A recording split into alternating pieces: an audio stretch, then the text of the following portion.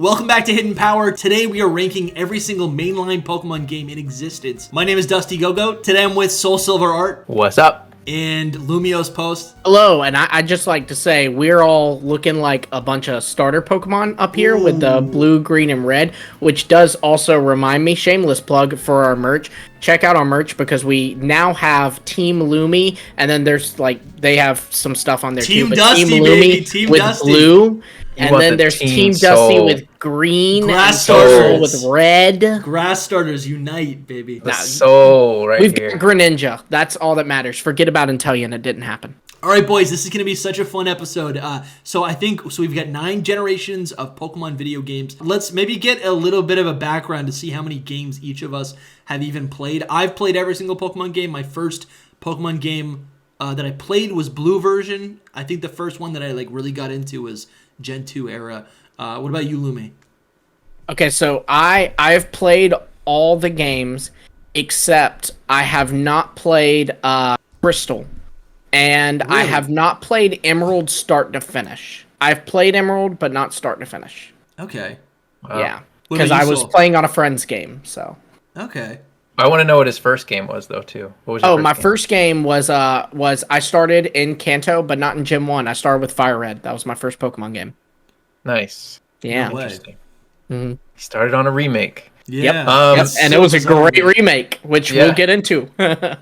So this is the Shame Soul episode because Soul has not played a lot of Pokemon games. I've played. So growing up, I grew up in the Pokemania times. So my first game was Yellow, actually, but then I played Red after. I had played Red before, but anyway, my first game was Yellow, and then Gold and Silver were like the games for me. Like that was what I really grew up on. And then after that, I just stuck to I wanted to play the best version of each game, so I would honestly wait until after the first games came out, and I would buy the third version. So I only have played. Wow. That takes willpower, man. That's Yeah. crazy. Well, I kind of fell off with Pokemon a little bit in Gen 3, so I have not ever played Gen 3. We talked about this before, but and Lumi said the same thing. I only play the game once. I won't revisit them usually. I only guys are revisit. weird. Yeah, I only revisit when there's a remake. So I will buy a new Wow. remake and play it. So I hadn't played Gen 4 since when Gen 4 came out, and then I bought BDSP and I played it again for that. And Wait, so I have to go back a little bit. You said you haven't played Gen 3, any of the Gen 3 games? nope. Omega Ruby Alpha Sapphire. Really? Actually, Not even Fire I Red and Leaf own- Green? Yep, nothing. Wow. I own Alpha Sapphire, but I've never played it. It's still in the casing. I just That's been not waiting. even Gen 3! But he was saying even the remakes. Wow. I know I want to play it so bad, but every time I go to play it, I'm like, there's a new Pokemon game for me to play. I was planning on doing it for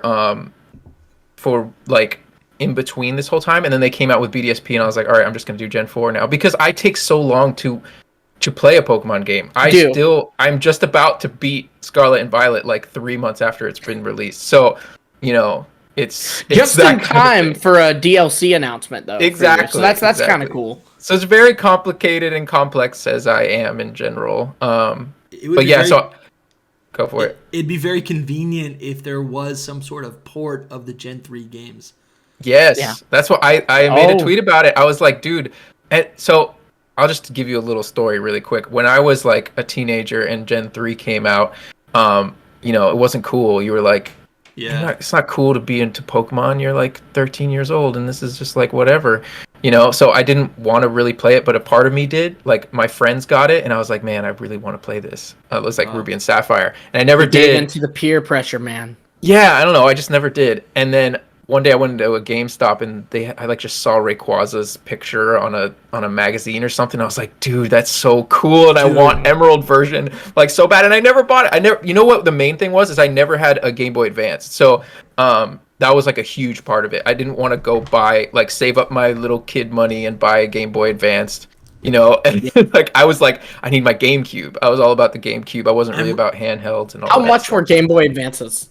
Oh, I don't know, but I was a child. $100? I was like, Yeah, young. $100 in the I Switch think it was is like $120, something like that. 300 plus. Yeah, so Emerald was one of the first. I think Emerald was the first time I had to make a choice to be like, I'm gonna get this, and it's not Christmas, it's not a birthday, but I saw the poster or the ad or something, and I was like, I need to get this. I already have Ruby and Sapphire, I already have Fire Red, but I'm gonna get Emerald because it looks so much cooler. Yeah. Yeah, man, that's crazy. At some point I want to just climb back right there and get a bunch of my games to show you guys. I wanna I mean, you might be play able to. my DS under the covers at night when I'm supposed to be sleeping again. Yeah, I do that. I used to have the clamshell, and I would be like, I'd be playing it. And I'm like, oh, my parents are coming upstairs, and I'd shut it, and I'd slip it under my pillow, and I totally like just like pretend like I was sleeping, and then they would go into their room, shut the door, and I'm like, oh, we're staying up till 1. See, my memories are on the like big block Game Boy, like the big. Oh, couldn't old hide one. it. With Yeah. you had to like have a light attachment that you would put on the Yeah. top of it because there was no backlight. First time I saw Raikou in silver version, I was at my parents were on vacation, and I was at my aunt's house. I'm sleeping in a cot in my big like cousin's room or something, and I have the Game Boy Color with the little light, and it just shows up on my screen, and I'm like, what is happening right now? It was freaky. Yeah. And then I fled That's immediately, crazy. but Take me back. Crazy. all right, Yeah, so that's let's start Generation 1. Like I said, this is the first game that I played. I remember playing blue version, and yeah, I guess we could talk about memories all day long. But I played blue version. It was, it's foundational. But I personally think it's extremely flawed nowadays. I'm looking at these games for nostalgia, but also replay. Yeah. Right. Yeah. See, Definitely. I will probably be like grading them based on the time they're in. No. And I think for the time it was in, because, I think that's like, I think that's the thing that's fair about them. Like, we'll see when we get to Brilliant Diamond and Shining Pearl. I think that gets a low rating, not because it's a bad game, but it's a bad game for the time I was releasing. Diamond and Pearl were great that's games. true. Brilliant Diamond, Shining Pearl is copy paste of that, but sucked. So It's really true. That is another question we have to ask ourselves, like with doing this ranking, is like, how do we rank it? Because I'm thinking like the Pokemon designs in it, the actual like game. that's good. We'll all be design. thinking about different aspects of it. It's Yeah. crazy you guys don't replay games, because like I definitely don't replay these games as much as I used to. I remember literally like being like my default to cope with anything in life was, let's just play. I'll take a week and I'll play through another file. I'll trade up my party to like a new game or whatever, and then I'll reset the game and replay it all over again. I used to do that growing up. Like I'd play like a new file of a game every week. That's like what it felt like.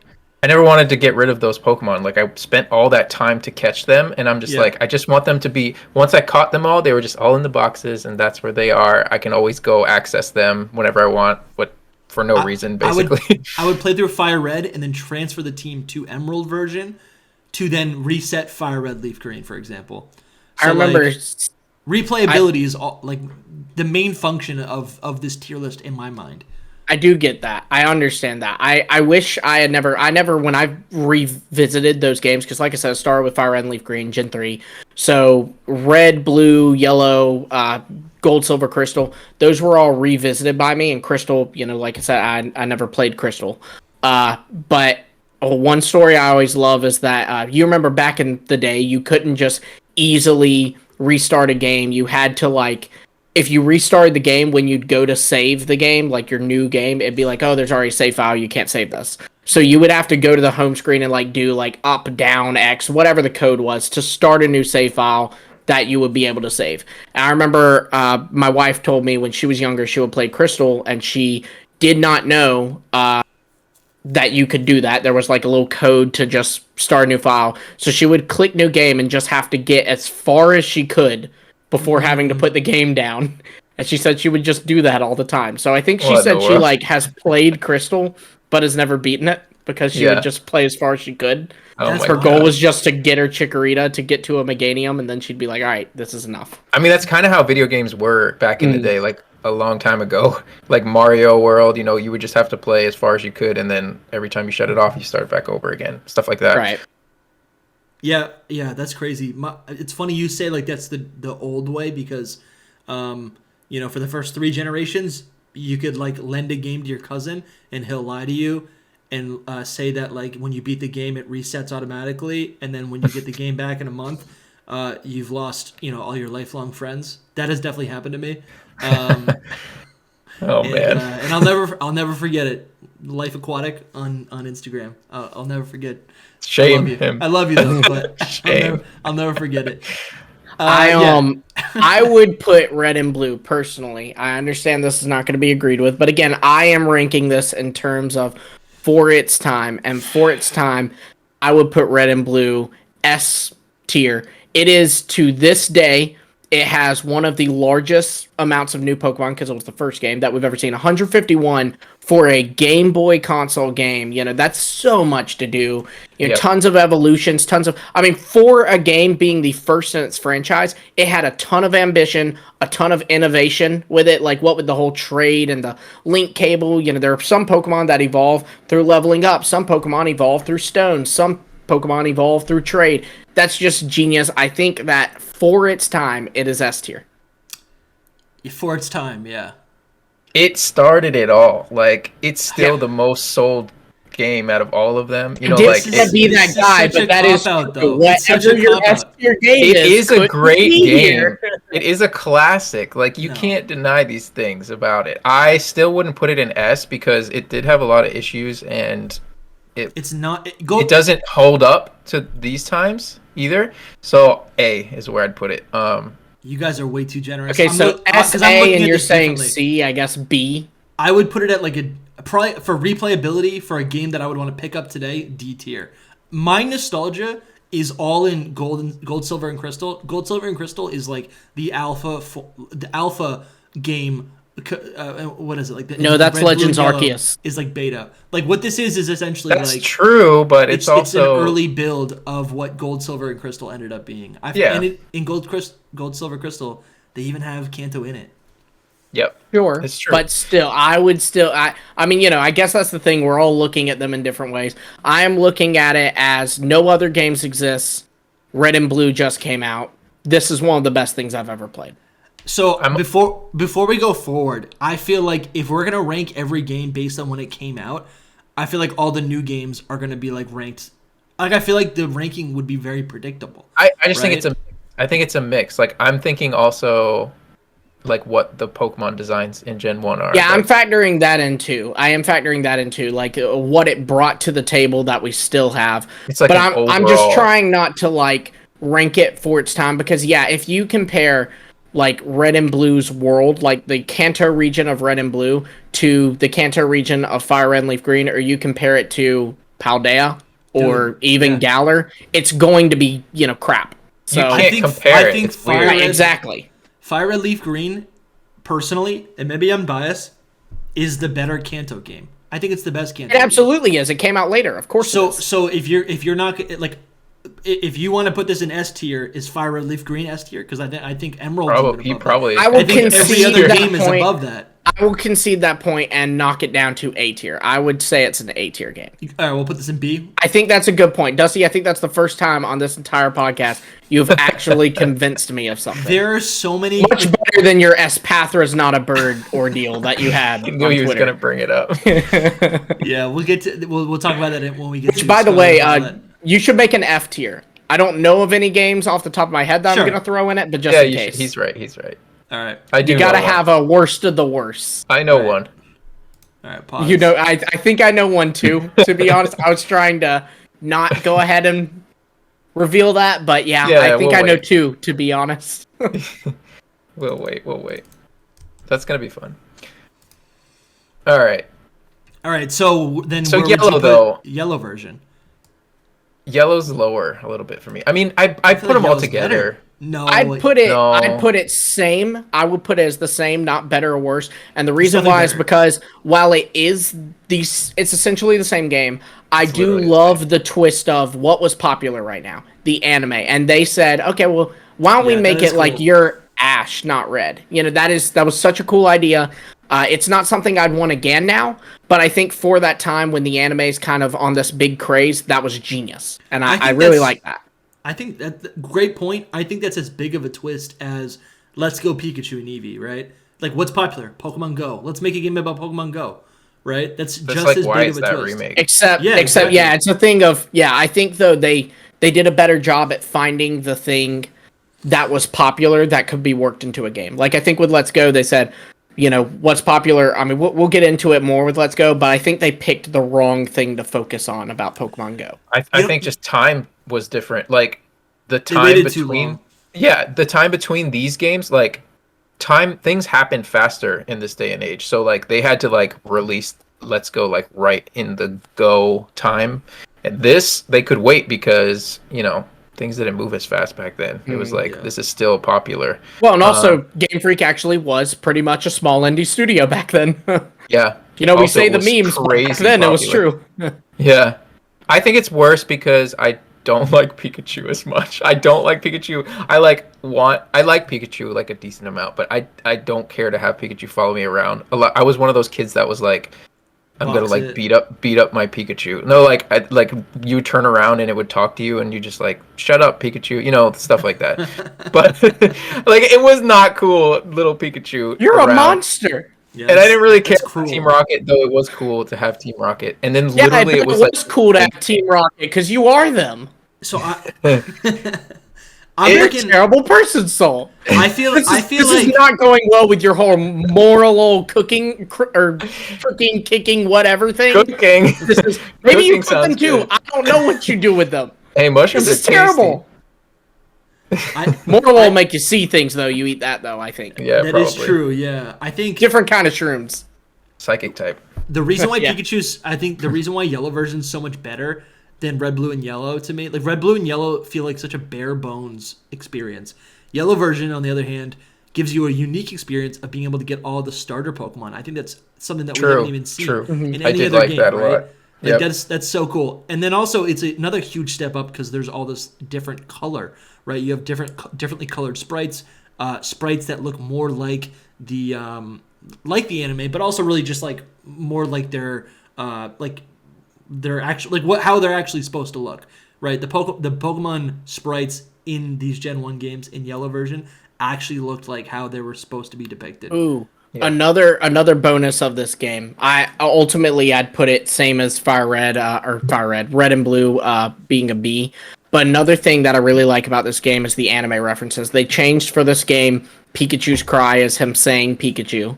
Then also there's really minor details like in Red and Blue this was not the case, but in Yellow you can find wild Pidgeotto in Viridian Forest because Ash caught a Pidgeotto, not a Pidgey. And really? You can find wild Muck in the power plant because that's where Ash caught his Muck. Really? That's cool. And I think that's genius. Like that's so cool. I remember, I actually remember those encounters, but I didn't realize they were inspired by the anime. That's cool. Yep. But because they weren't in Red and Blue, they were only in Yellow. Well, okay, so let's move on to the next point then. Gold and Silver are like literally twice the game. It's actually what Gen 1 should have been. It was supposed to be the final Pokemon game, right? We know this. Right. Gold and Silver, we're I'd put biased. A tier.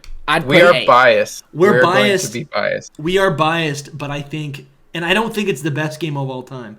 Would you both put it S But tier? I think it's I would put it S tier instantly, yes. no. I What wouldn't would put you it do? S tier. I would put it A tier, and the reason why is because it would be S tier if the selection of new Pokemon was better. Yeah. Yeah, it's like people that play Gold and Silver that talk about it nowadays are like they didn't play it when it first came out. The majority of the people that say that kind of whole thing, because I remember that and it did kind of suck, but it's like so minimal in the grand scheme of things, and you're like a kid and you're like, this is amazing. Right, there but was a I'm lot not of a really kid. yeah, I know, because you're younger, so you went back and played it. The same thing with Yellow. Like I didn't know all that stuff about Yellow when I was a kid. I was just like, this is the same game with Pikachu following me. I don't know anything else. It's. But I also feel like all of those 150 original Pokemon were still fresh and still new. Yeah. Right? That was the original roster. So it really just felt like a bunch of add-ons.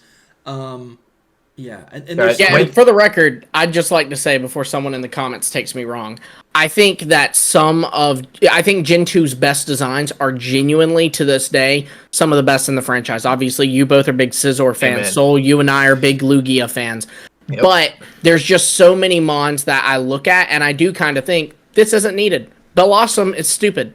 Slow King, not needed. Slow King I is don't have so a problem good. with it. I don't have a problem with it, we but don't it's need not to hear needed. that right now. Ledyon, not needed. No, Where's You the know, mute don't come button? after my I boy. love Ledyon. where's I the love mute button? Ledyon, but it's not needed. It's another bug flying, and it's worse than Butterfree. I'll give It you doesn't that, matter yeah. if it's needed or not. It's beautiful, and they didn't care back then. It wasn't about like competitive or anything like that. But They were just like they should have cared. That's what I'm they saying. didn't even think that. They were just like, this is care the now. end.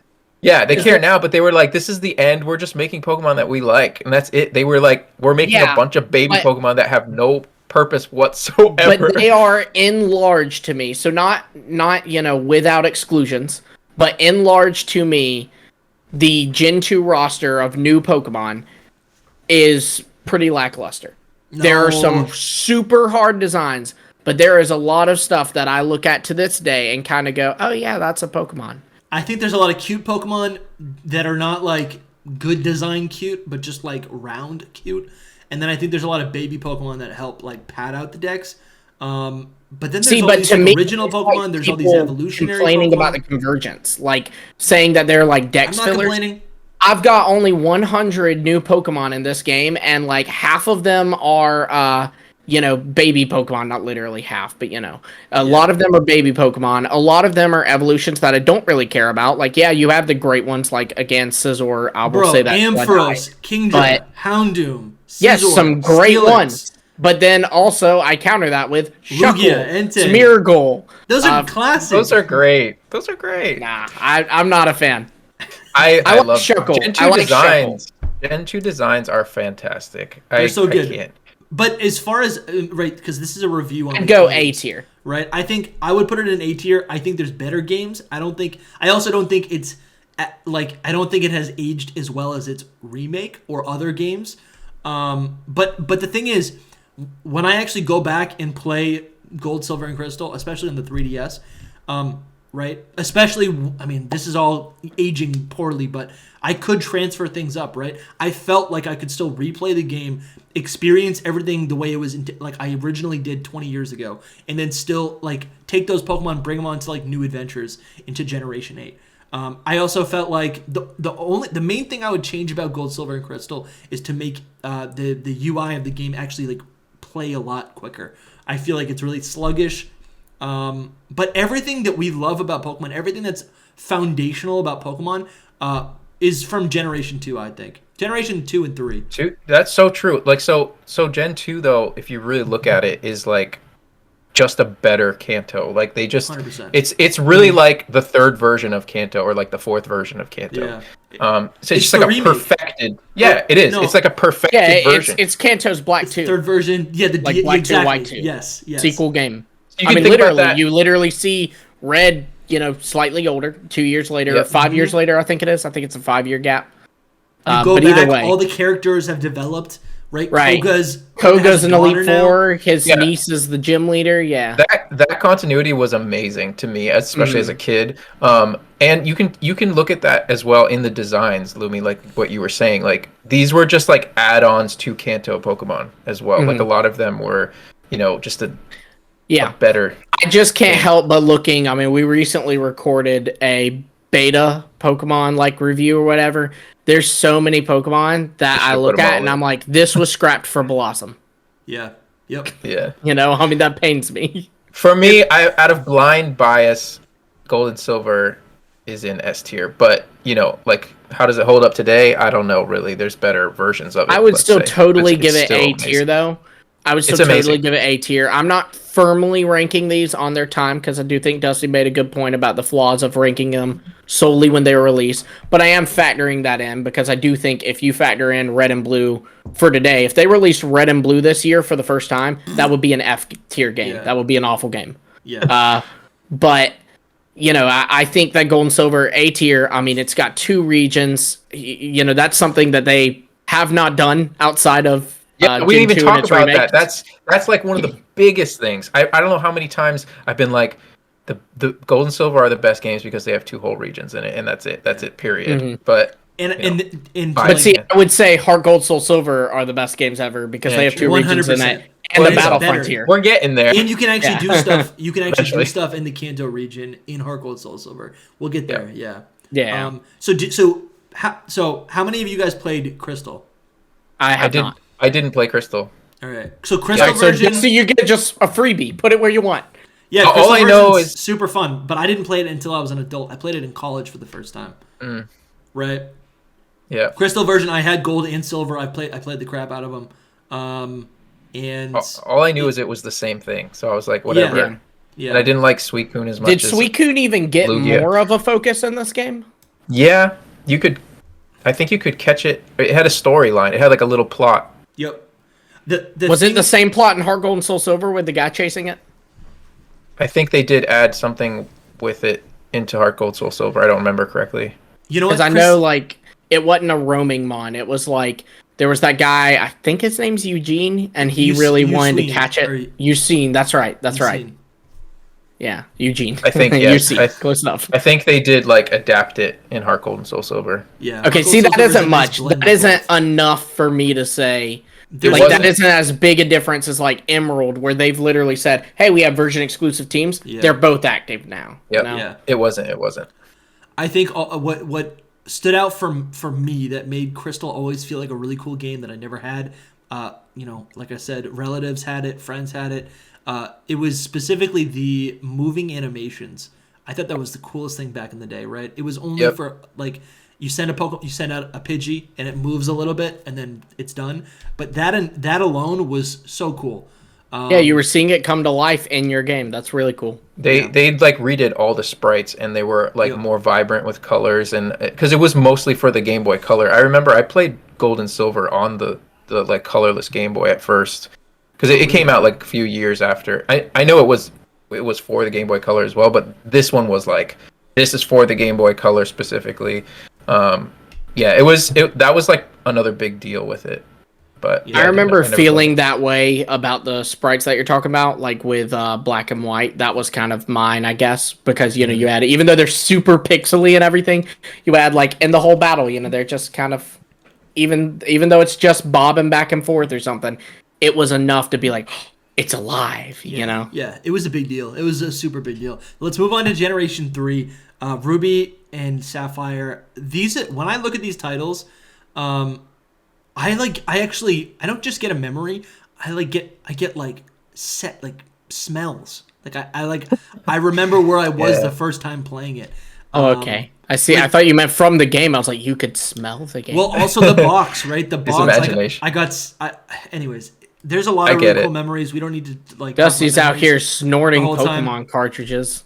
But as I've gotten older, I've started to really look at Ruby and Sapphire and think like, okay, in line with Generation 2, how like it added all these features that we love, and that we just associate with classic Pokemon. Ruby and Sapphire also did the same thing, right? I guess it wasn't the physical special split, but to me, it was abilities. They added abilities in double battles and weather. And all those things are great. I still ultimately, it ain't Soul, or not Soul Silver, but Silver and Gold's level. So I would put it at a B tier personally.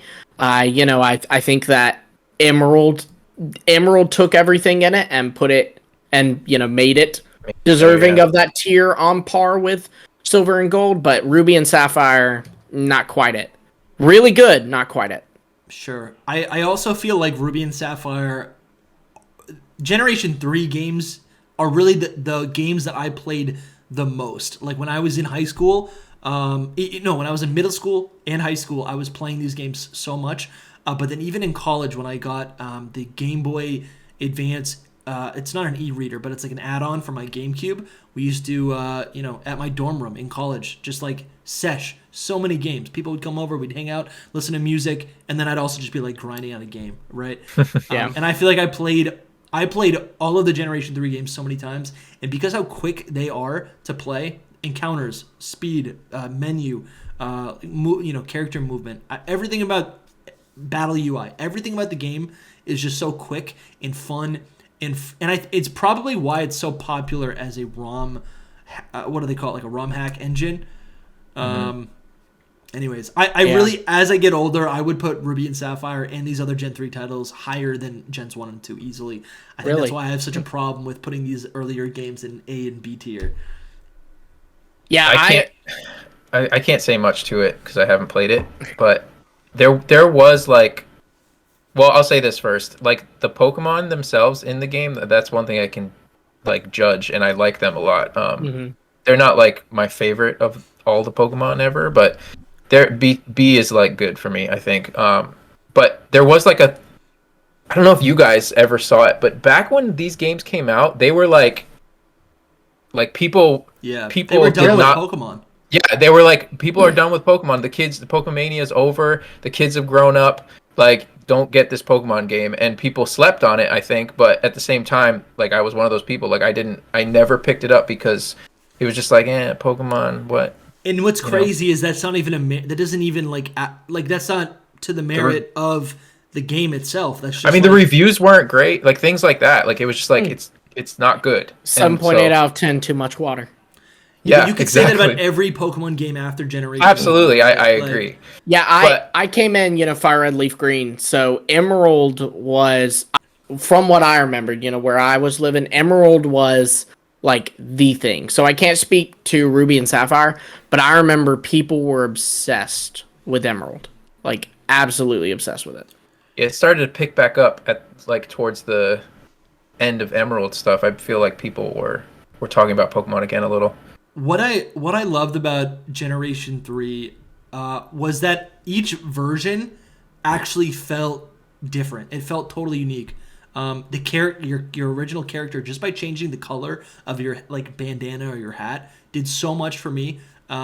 Even also having like either Team Magma or Team Aqua, right? Having a different foe, basically facing two different separate realities. I thought that was for me, again, as someone who replays games, Ruby and Sapphire felt like totally different experiences. So when I got Sapphire a year later at Christmas, I was like, this is amazing. Like, I have a brand new Pokemon game to play through. I can capture Bayonet or whatever or Seviper. I can capture a Seviper finally, right? I don't know. I feel like the Pokemon in it are incredible.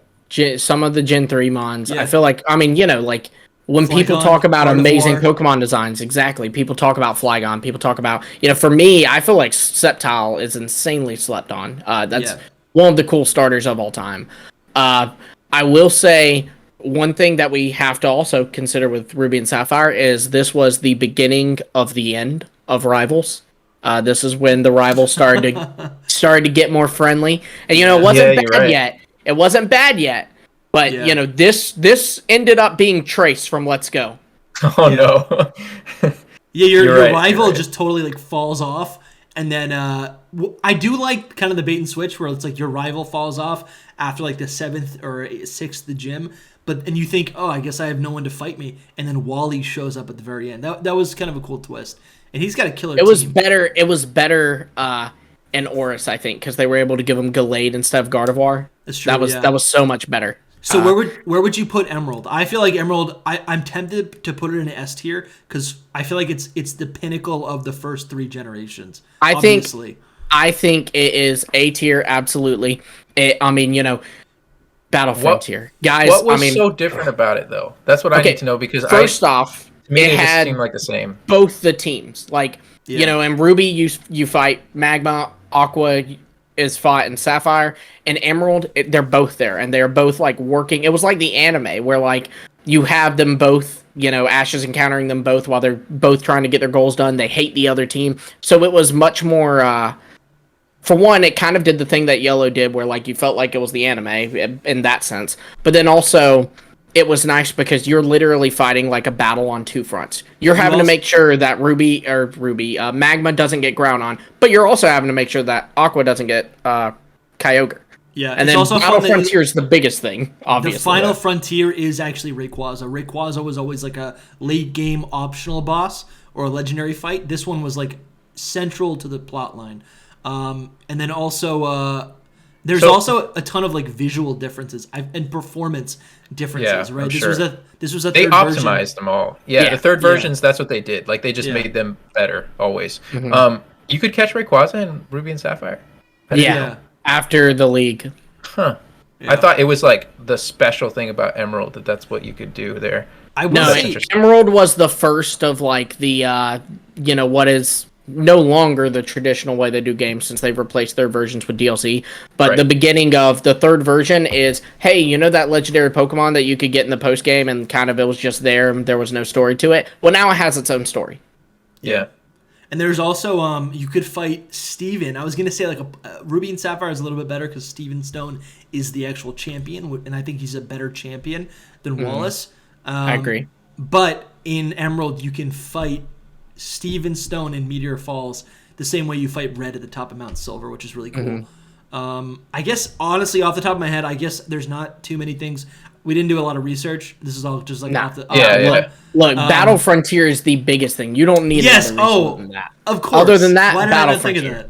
Yeah, and then Battlefront 2. I don't know if this was in Ruby and Sapphire or not, but there were the little, I guess they were mystery gifts that you could get in Emerald. I know they were in Emerald, Fire Red, and Leaf Green. I don't know if they were in Ruby and Sapphire, where like you could go to the island to find Mew. You could go to the island to get Deoxys. You could go to Naval Rock at Lugia those or were Ho-Oh. mystery gifts, and those were locked away. I never interacted with those. I don't. Were those Ruby and Sapphire too, or was that just Emerald, Fire Red, and Leaf Green? Because that is a really cool feature. I think I never Emerald. interacted with those.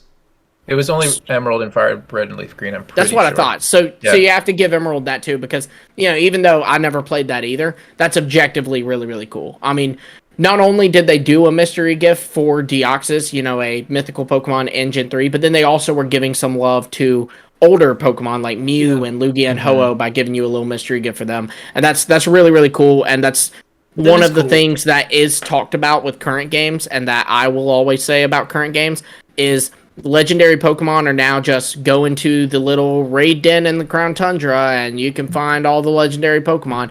But I miss when it was like, oh, hey, there's a Lugia on this island. Let's venture there and go through the caves to try and find it. It had story to it, and not just like I feel like you undercut a legendary Pokemon by making it just something you can just find in a max raid den.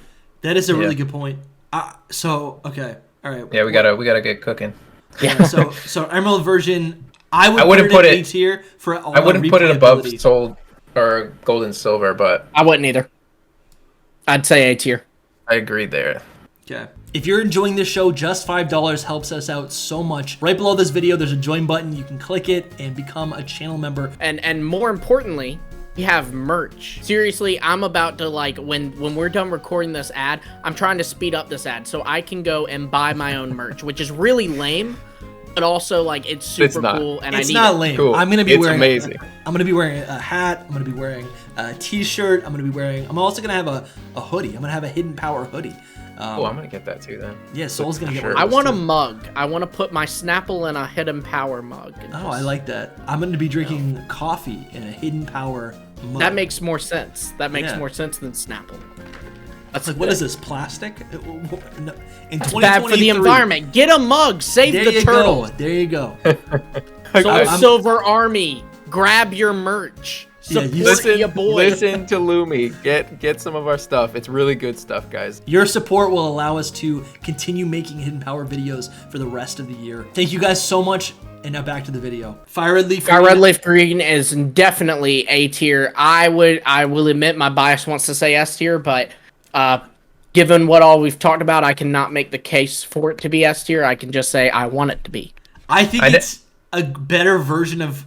It's the best version of Kanto, but I don't think it's like a perfect game because I don't think any Kanto game is particularly that fun in 2023. I never played it. It doesn't really appeal to me. I just Kanto again. Oh, that's because you're the worst, Soul. So it's just Kanto again. Imagine playing through with your Charmander and you're about to fight Brock and you're like, I don't know what I can do. All I have is fire moves, and then you level up and you learn Metal Claw because Steel type moves are in the game. That's what it does for you. That's a really small change. Yeah, but then Squirtle gets Dark type moves, right? That's not the only thing though. There's Sevi Islands. Sevi Islands was the everyone big always thing. talks about them, but how much content is it really? Not Dude, a lot it of was content. a lot. No, what are y'all talking about? That was a ton of content. There First is- off, they incorporated it into the main story. It was incorporated into the main story. Yeah, So that's like true. you did have to go to Sev Islands or a Hypno kidnapped a girl in the woods and you Yeah, had to that's go true. rescue her. That was pretty sick. I like that. That's cool. Like And that's like a side quest kind of thing. I like Right. that. Yeah. And then post game, you know, they did. You got more islands unlocked, and they moved Moltres to an actual volcano. Yeah, and that's there cool. were different side quests you could do in the different things. Like they did a rocket plot where you had to run around all the different islands and like collect different things. And Uh-oh. Yeah, he froze. I think he froze. We might have to wait. He looks so angry. He was angry. He's like, "What are you talking about?" Lumi yeah. was saying something, but whatever. yeah, we I don't was know what he was something, saying. and then my internet just went out. I guess that's He just got too mad. That's like I literally I was trying to will this into existence and being an S tier so hard that it just went out. The point is like the gist of it was just it had a ton of new features. Soul is wrong, Dusty is wrong, and it's S tier. Fire Red Leaf Green is a great remake, I think, because it's literally, I mean, first of all, it's the first remake, but also like it's I think what we all imagine when we want a remake. We want a remake that's the same thing but current engine, right? It's familiar, current engine. Well, and with more things, like not just Yes, one to one. You know, like BDSP got a lot of flack because it wasn't with a lot of new features. All right, so Diamond and Pearl, I would put in like C or B tier. This is the era. This is my Soul Hoenn era where I said I'm too cool. I don't need to buy the game. Or I did buy the game. I definitely bought the game, and I remember looking at it like waking up and seeing the sparkly cover, being like, "Wow." But I played it for maybe like a couple months and then like fell off. Yeah.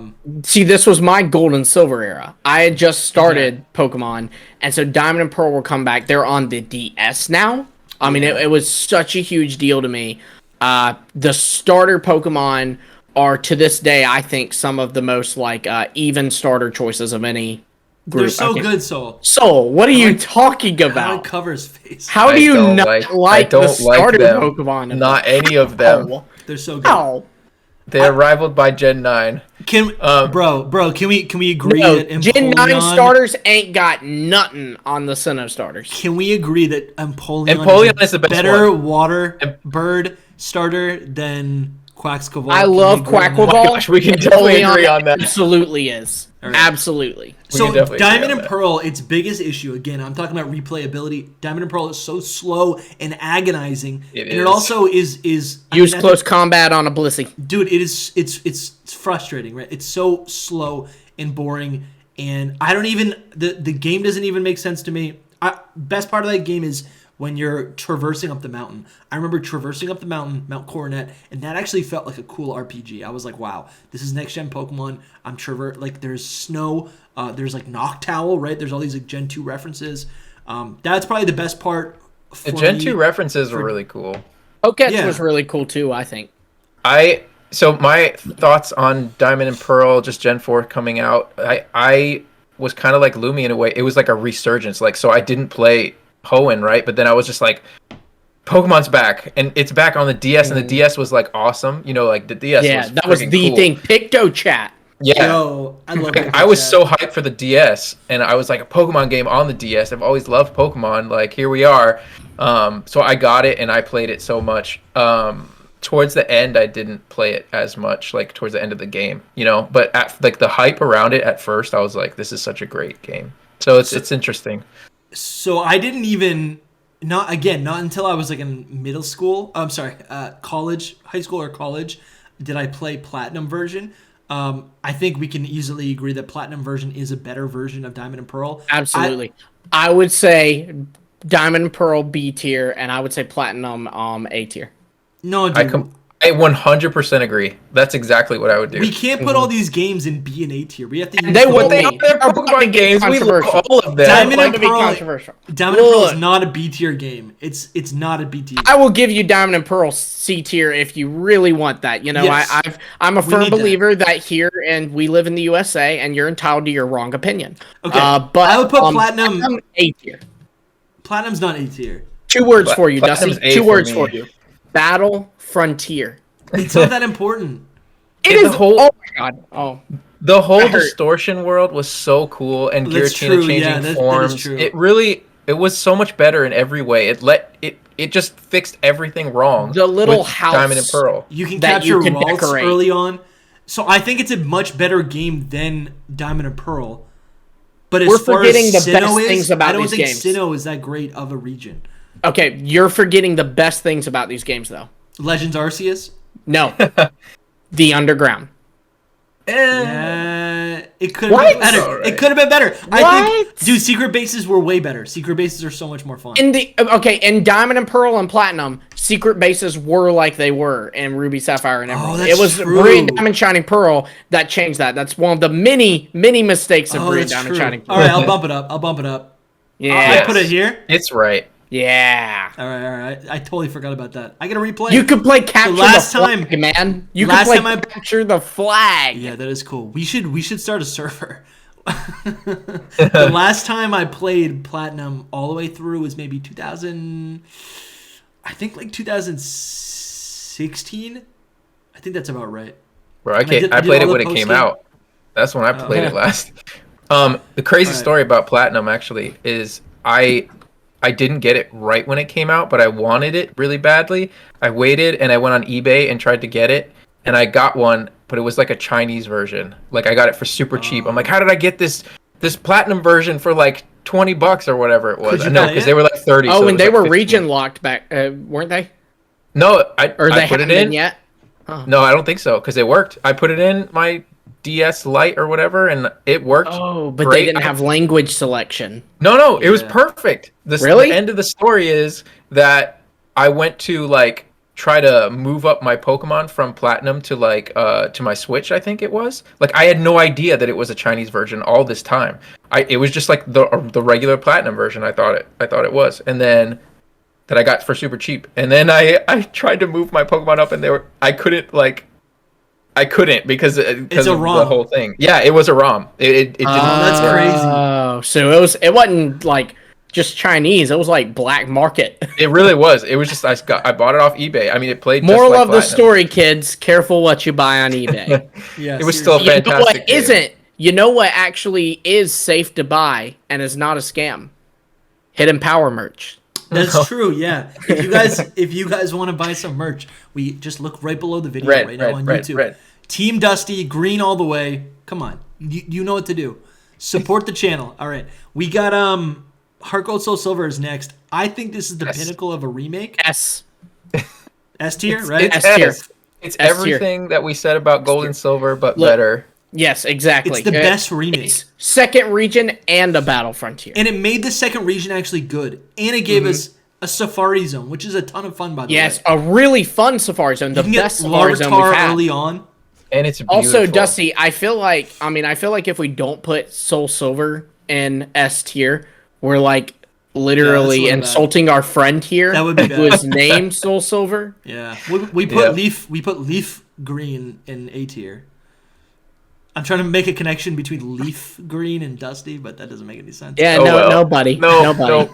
no. So again, a big complaint that people have for Heart Gold Soul Silver is that you can't get Johto Pokemon until post game, and I think the Safari Zone fixes all of that. Right? You can literally get Houndour, you can get Murkrow, you can get Larvitar, you can get there's a ton of Pokemon that you can get that are Johto specific, but like that's probably Gym 4 or 5 that you can start unlocking those Pokemon. Or you could just broaden your horizons and pick up a Dunsparce and that's true. Yeah. keep your Feraligatr and get a Gligar and like there another are thing- Johto Pokemon. Another thing that I liked about these games is even though they weren't in the decks, they did let you, like, if your Apom learned double hit, it would let Yeah. it evolve into Ambipom. Yes. Dude. Whereas, like, in Fire Red and Leaf Green, one of the things that I didn't like about it is I knew very well when I played through it that Golbat could evolve. So I had a Golbat, and one day it says, what? Golbat's evolving? And I'm like, here it is. And it's like, oh, he stopped evolving. Yeah, that's bad. I remember that as well. That's a huge thing though. cried. Like the connection to Gen 4 was incredible. Like these were Gen 4 games, and you had all these new evolutions in Gen 4, and now you can use them in these Yeah. games. That was so good. Following Pokemon, that's like the pinnacle there. Like Yes, Oh, that's yeah. true. That was a very big deal. has it been Ruins that of good Alph, since? the Sinjo ruins. Yeah. The whole Yeah. Arceus thing. That is to this day like one of the sickest things we've seen in a Pokemon Yeah, game. the connections are crazy. And there's also like gym leader rematches, right? What we see a similar thing with the PWT and Black 2, White 2, but I feel like that kind of like rematch thing with significant characters was first implemented in Heart Gold, Soul Silver. It's just too good. It's such a great game. All right, switching on to Black and White. So, to go back, Heart Gold, Soul Silver is kind of what got me back into Pokemon. That's when I started like getting competitively again. And when I say competitive, it's like with my neighborhood of friends. But Black and White, when that came out, I was in high school, senior year of high school, and all of a sudden, all of the people that I was embarrassed to know that I liked Pokemon were saying, hey, there's a new Pokemon game. Let's go buy the new Pokemon game. And all of a sudden they were like, I remember like it was after school. We were in a classroom. It was like 3:30 or something. And there's like 15 guys just like playing they brought their DSs with their black or white games. And we're all battling and trading. And I was like, this is incredible. Like I feel at whole. Resurgence. Yeah. So where are you guys putting Black and White? I'd put it I too. I'd put it in B tier, just because, there's a lot of things I like about it. I will say 155 Pokemon in this, or is it 156? I don't know. Either 155 or 156. And to be real with you, there is not a ton of them that I'm in love with. Leavanny is one of the greatest Pokemon ever made, and Leavanny's here. So weird, but yes. But like, I feel there's like not a Black lot that it has going for it. I mean, they literally tried to follow up Staraptor with Umpheasant, and I love Umpheasant, but no. Yeah, I think I'll give you that one. Black and White definitely falters with its limitation of the Pokedex and Pokemon availability. Obviously, a lot of those older Pokemon you can get in post-game, and obviously everything that was wrong with Black and White gets fixed in the sequel. I think Unova is still a great region, and it is fun to play with a brand new roster of Pokemon. It truly does, even in 2023, it still holds up as a true reboot of the franchise. To me, I'd put it right up there with Red and Blue. That's what I said. Yeah, B tier. That'd be where I'd put it too. I gotta say another thing I really liked about Black and White is when you're on Sky Arrow Bridge, that's on the way to Castelia City, you see trucks moving below you. When you get into Castelia City, you see people walking down the street. Yeah. It was adding life to the world. Dude, yes. Yeah, I love felt that. alive. Black and White 2, like they were like the pinnacle, I think, of like sprite Pokemon games. Like you can't, I mean, people say it all the time actually, but it was so good at that moment. Like that whole thing with the trucks moving, like everything was moving in these games, and that was so good. I would put it either A or B too, probably like really low A. But Black and White. Yeah, I love these games like so much, and I loved. I said B. I love that they had all new Pokemon. It'd be top of B, though.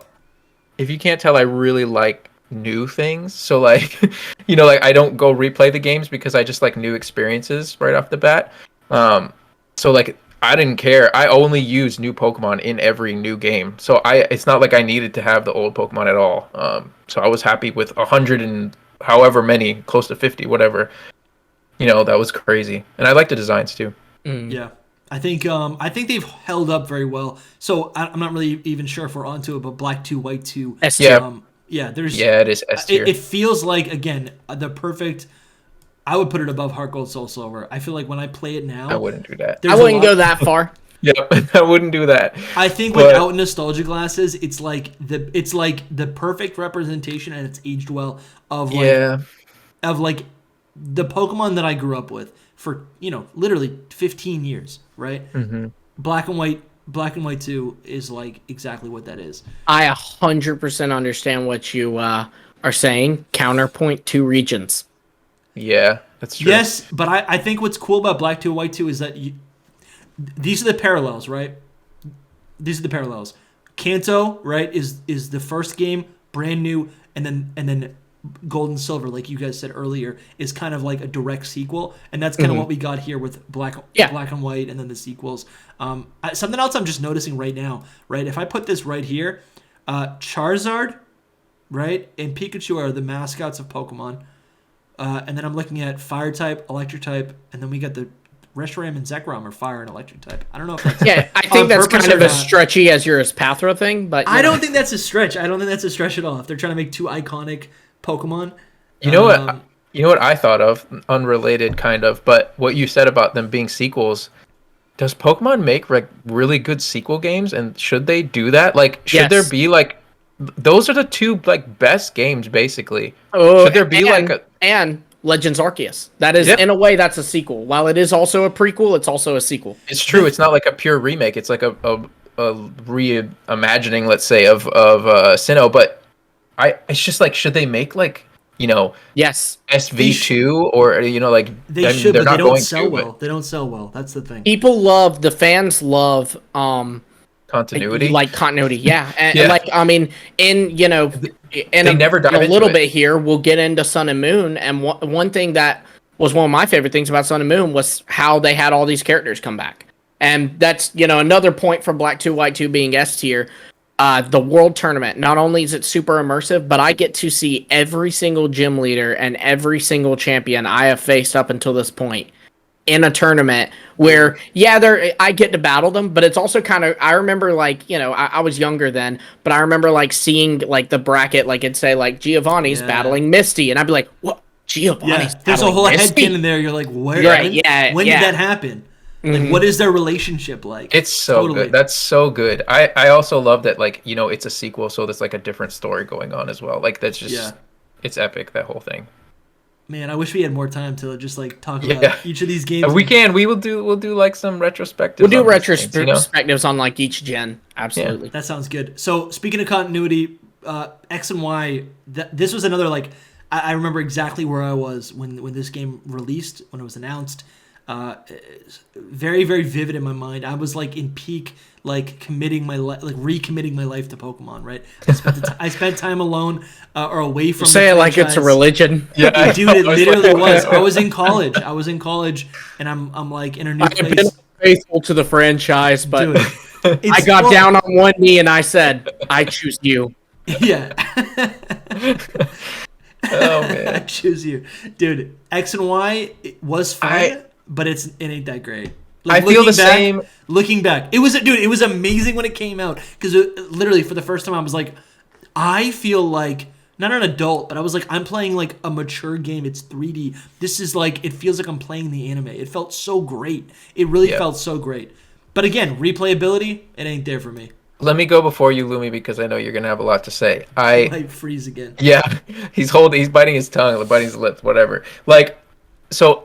The same kind of thing happened to me, Dusty. I like kind of fell off a little bit again, like Black and White 2, whatever. After that I was just like, okay, whatever with Pokemon, it's just part of my life. And then I didn't even know that X and Y was coming out. Like, a new Pokemon game's coming out, whatever. I just fell off that hard, and then I was like, wait, there's like all these new Pokemon that I need to go see. And I just like went online and looked at all these new Pokemon, because the games were already out, I think, at that point. And I was just so hype. I was like, I need this. I went out and bought it, and I played it, and I loved X and Y. I think I don't like X and Y's Pokemon, like all the Pokemon in there. At first, I was hype, and then I was like, these are terrible, and there's so few, and I was so upset that there was so little. Me too. And that's really the problem with X and Y in general for me, is that it's just short. It's cut everywhere, and that's how it suffers for me. I like the game itself. I like kind of how it looks. I didn't really care like the transition to 3D. I'm like, graphics at this point were like way better than what we were getting, but the transition was interesting too.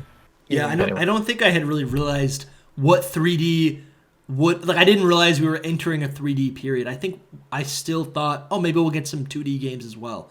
But 15 years out, seriously, X and Y was 10 years ago. Like, I'm dying for another 2D game.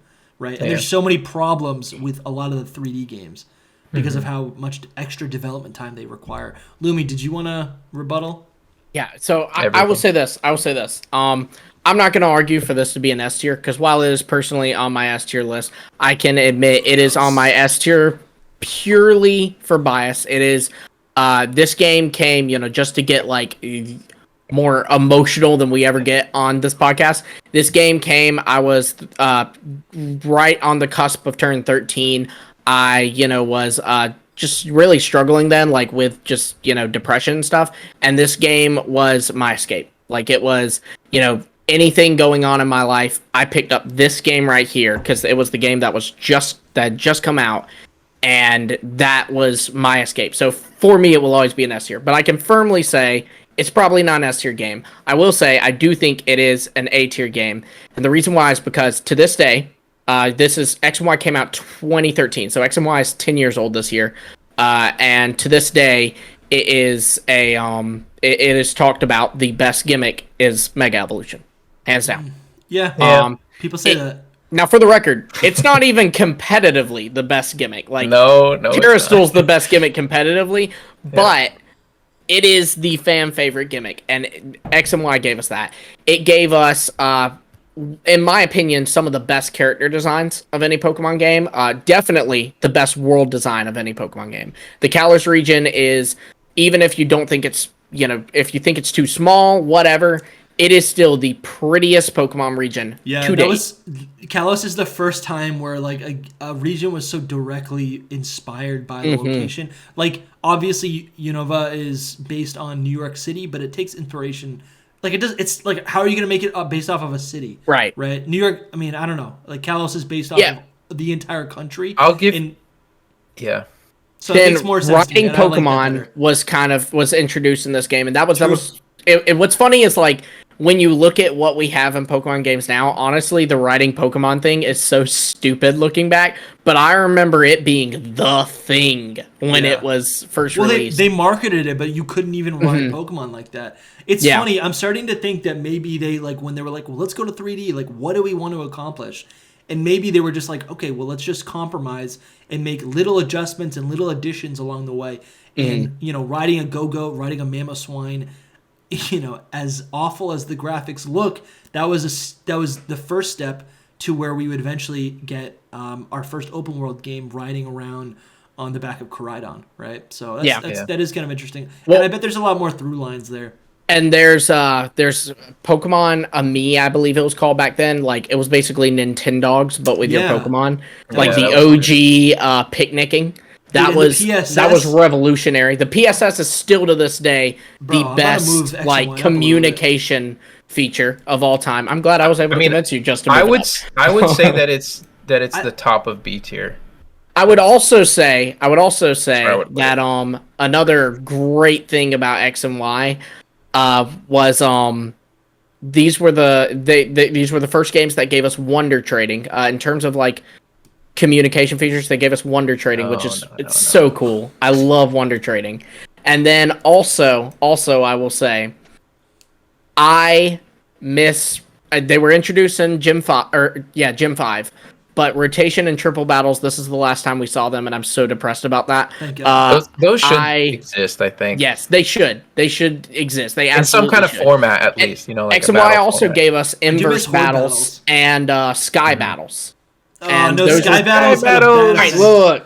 Sky Battles, it is cool. It's a great concept. It was just terribly executed. Yeah. Maybe like nowadays Sky Battles would actually be really cool. They would be amazing right now. Yeah. As long as, because I think the issue was, nowadays you have like, if I throw my Gengar out, he'll stand on the ground, but if I throw him out over water, he'll float above the water. I think a lot of people's issues with Sky Battles is that they just gave all these Pokemon one sprite, and so it, for 2 whole generations, ruined... No, in fact, in Sword and Shield too. So for 3 whole generations, it ruined the sprites of some Pokemon. But I don't think you could get mad at Sky Battles for that. I think you can get mad at them not making 2 different designs for that. Yeah, Sky Battles to me, when that came out, it reminded me of like the Entei movie, right, where they're like battling in all these different terrains, or even just in the anime in general. I loved when they'd have like a water tournament and they'd be fighting over water, Yes. or then they're fighting over ice, or then they're fighting over like mountain. Right. I wish that we had that. Like where like if I'm battling Soul, I know, oh, we're going to be battling on a rocky battlefield. Which one of my Pokemon works best on that, you know? Yeah. Or oh, we're battling on the water. This probably isn't the best time to bring my camera up to battle. You know, I wish that we did have that. Gimmick. That'd be an interesting gimmick if it's like, you know, I mean, obviously terrain exists, but like maybe if there was another level of terrain. That was also this game, by the way, terrain. Just saying. Yeah. Oh, that's true. Yeah, that's true. Very tight. Very tight. Dude, honestly, X and Y's... Oh, dude, I could do without the fairy type, to be honest. No, fairy type's great. Get out of here. I literally don't like fairy Pokemon except for like Xerneas. I don't know other fairy type Mimikyu? You don't Pokemon. like Mimikyu? Mimikyu's objectively cool. Fairy like type literally is like Grimmsnarl? Gremlin type. Grimmsnarl? Literally, Grimmsnarl's alright, but like... No, he's not alright. He's amazing. Hatchling, Anything dude? that You don't like has- Gardevoir?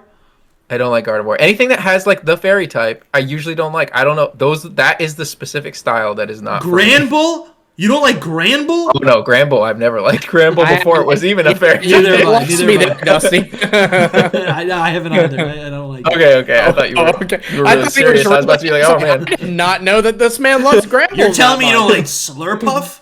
Oh no. Okay, I like Slurpuff. Get I do out like of here with that. Spritzy a bit. I do like Spritzy. Swirlix is adorable. That's probably... I would knock X and Y down because of those two Pokemon. Ooh. Also, best fossils of any gen. That's Aurorus fair. and Tyrantrum. I'm trying to get into the Also, design. some of the coolest dragon type Pokemon we've ever. Noivern No, is. this doesn't count because... Yeah. You could yeah, say this for Noivern's the best. you can say this for a Gen 6 tier list because there's just so much to be said. Sure, yeah. We'll move on. We can go to Oris. I convinced you Alright. to put it at the top of B. That's an achievement to me. So I want to say one more thing about it. One more thing. Just that I think we would have a different opinion on it if it had a third version. It is Yes. just like it's like if we had Yes. Black and White by itself or Diamond and Pearl by itself. Think about Dude, that. if there was a sequel game where like Tierno like became like a gym leader and he was like the dancing gym leader or something, I don't even know why I thought of that. But just like again, like a lot, like all of the like the character progression. I think I it's remember super people important. wanted Bonnie to be the champion. Yeah. Oh my I can gosh. I can see her growing up to become like a gym leader. Yeah, maybe Alright, Clement alright. be the champion. That'd be cool. Clement not the champion. Well, I guess maybe because he's the head of Lumios. Yeah. All right. I Oras, honestly, I'm like due for an Oras playthrough. I think Omega too. Ruby Alpha Sapphire is a lot of fun. And I think You too, Soul.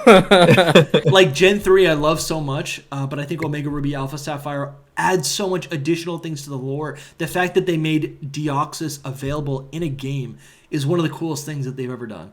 That and is there's- true. And That the is whole cool. Draconid, what is it? The Draconid. There's a lot of things that they've added into Omega Ruby Alpha Sapphire that expanded or even introduced or confirmed the mega timelines. I would do A tier for it, and my reason why is because I do think it's a great game. New Mega Evolution was really cool. That was like the first time we kind of got new Pokemon mid-gen. Like that's the closest until we actually got new Pokemon mid-gen. So that was, and there was a ton of them too. We got so many new Mega Evolutions. That was really cool.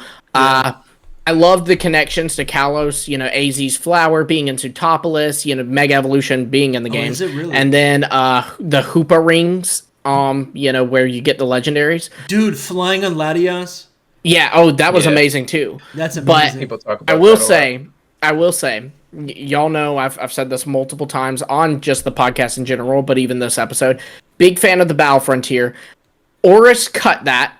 That's upsetting, but it was worse. They teased it and made it look like it would be DLC or something. Yeah, that was Because that they was were awful. like, the Battle Frontier project is starting. There was a guy that you talked to, It's and a he'd be tease. like, "We just found the queen of the Battle Pike. We just got her."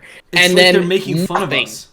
Seriously, it's exactly like they're making. Because then, like, Junichi Masuda's like, "Oh yeah, it was either him or Omori. I can't remember which one." We're like, "Oh yeah, no, there was never any plans to put the Battle Frontier in. No one would like that." And it's like, what are you talking about? We all would love that.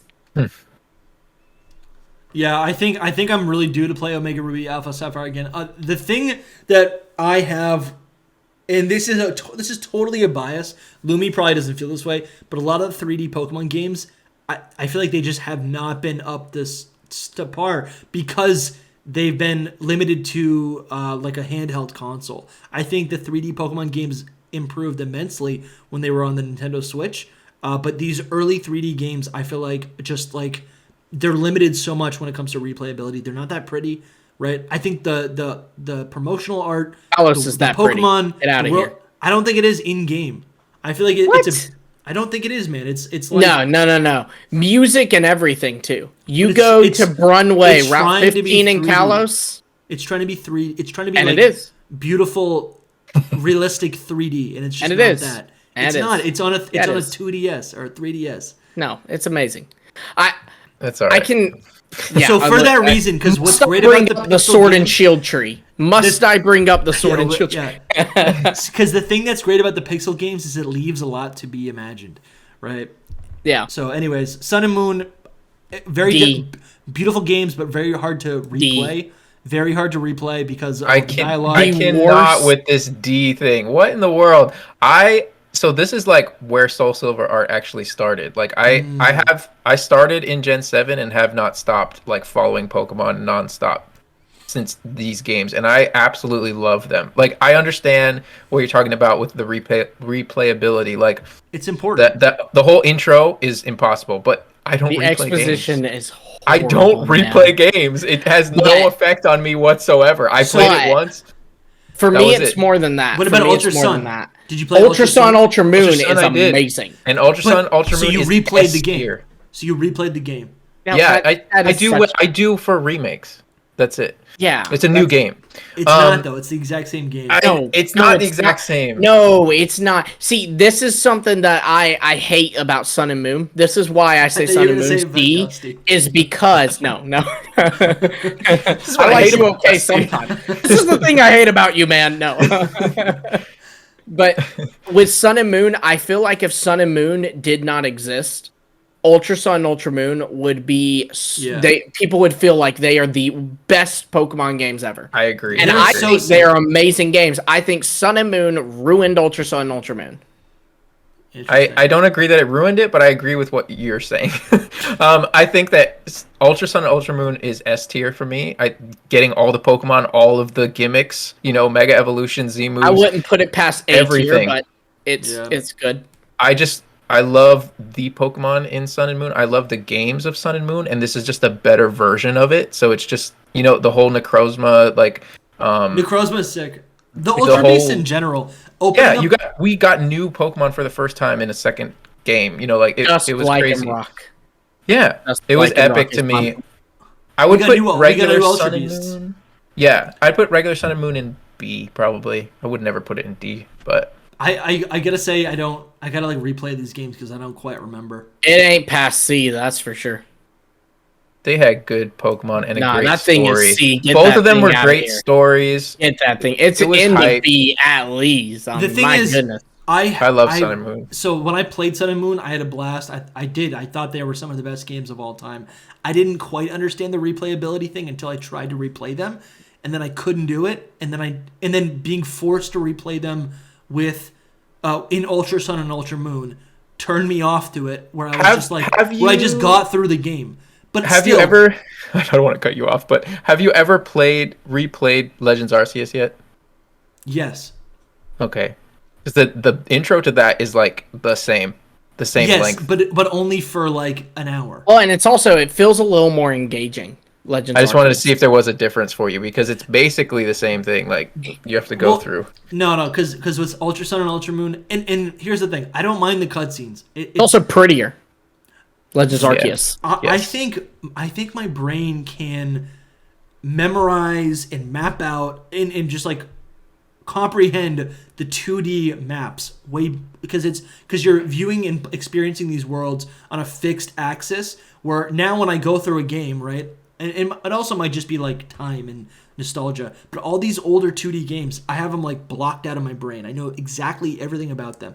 And these newer 3D games, even though it's probably because I haven't played them that many times, but it's like there's moving directions and they're muddy and I don't know. I for whatever reason I can't get attached to these. It's just hard to experience some of these newer games. I don't know what it is. Now, I will say the Pokemon selection, amazing, bringing in regional forms. Yeah, regional Amazing. forms Pretty too. But Yep. I will say the regional forms they had, other than Alolan Ninetales and Alolan Raichu, Ninetales, Sandshrew, Raichu, and Marowak Sandslash, Marowak. are great.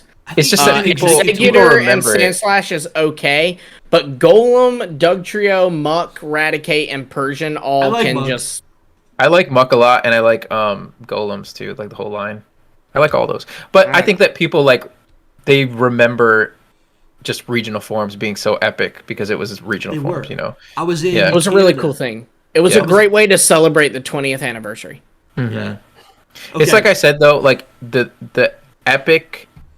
This is like where it all started and stayed for me. This is like Pokemania was in Gen 1. I'm finally back to being like crazy like that. You know? All of the other Pokemon games in the middle were just me playing video games. This is like Gen 7 is when it became a passion again, let's say. They have some of the worst starters of all time. Let's move on to Let's Go Pikachu and Eevee. Let's Go Pikachu and Eevee To a is VGC player. pretty That's good the game. F tier, but bro. Put That's that in the F. F tier. This is not the F team. BDS That's is the F team. That is tier. absolutely No. an F. Let's Go That- Pikachu and Eevee is No. fun. No, It's it a isn't. beautiful, vibrant F Kanto. tier. Get Beautiful, back vibrant. out of here. Listen, It shouldn't even be on this tier. It shouldn't. It should be a spin-off. It's there a not even delete? real. It is You so guys are bad. crazy. It is It's so so bad. bad. Let me tell you the magic of Let's Go Pikachu and Eevee, right? This is they took a chance, right? And they said not even a chance. They took a core game, right? They said let's make a remake, but not just a boring remake. Let's remove features. Let's make it and worse than that. It's boring. They said let's make the mechanics of this game work just like Generation 1, right?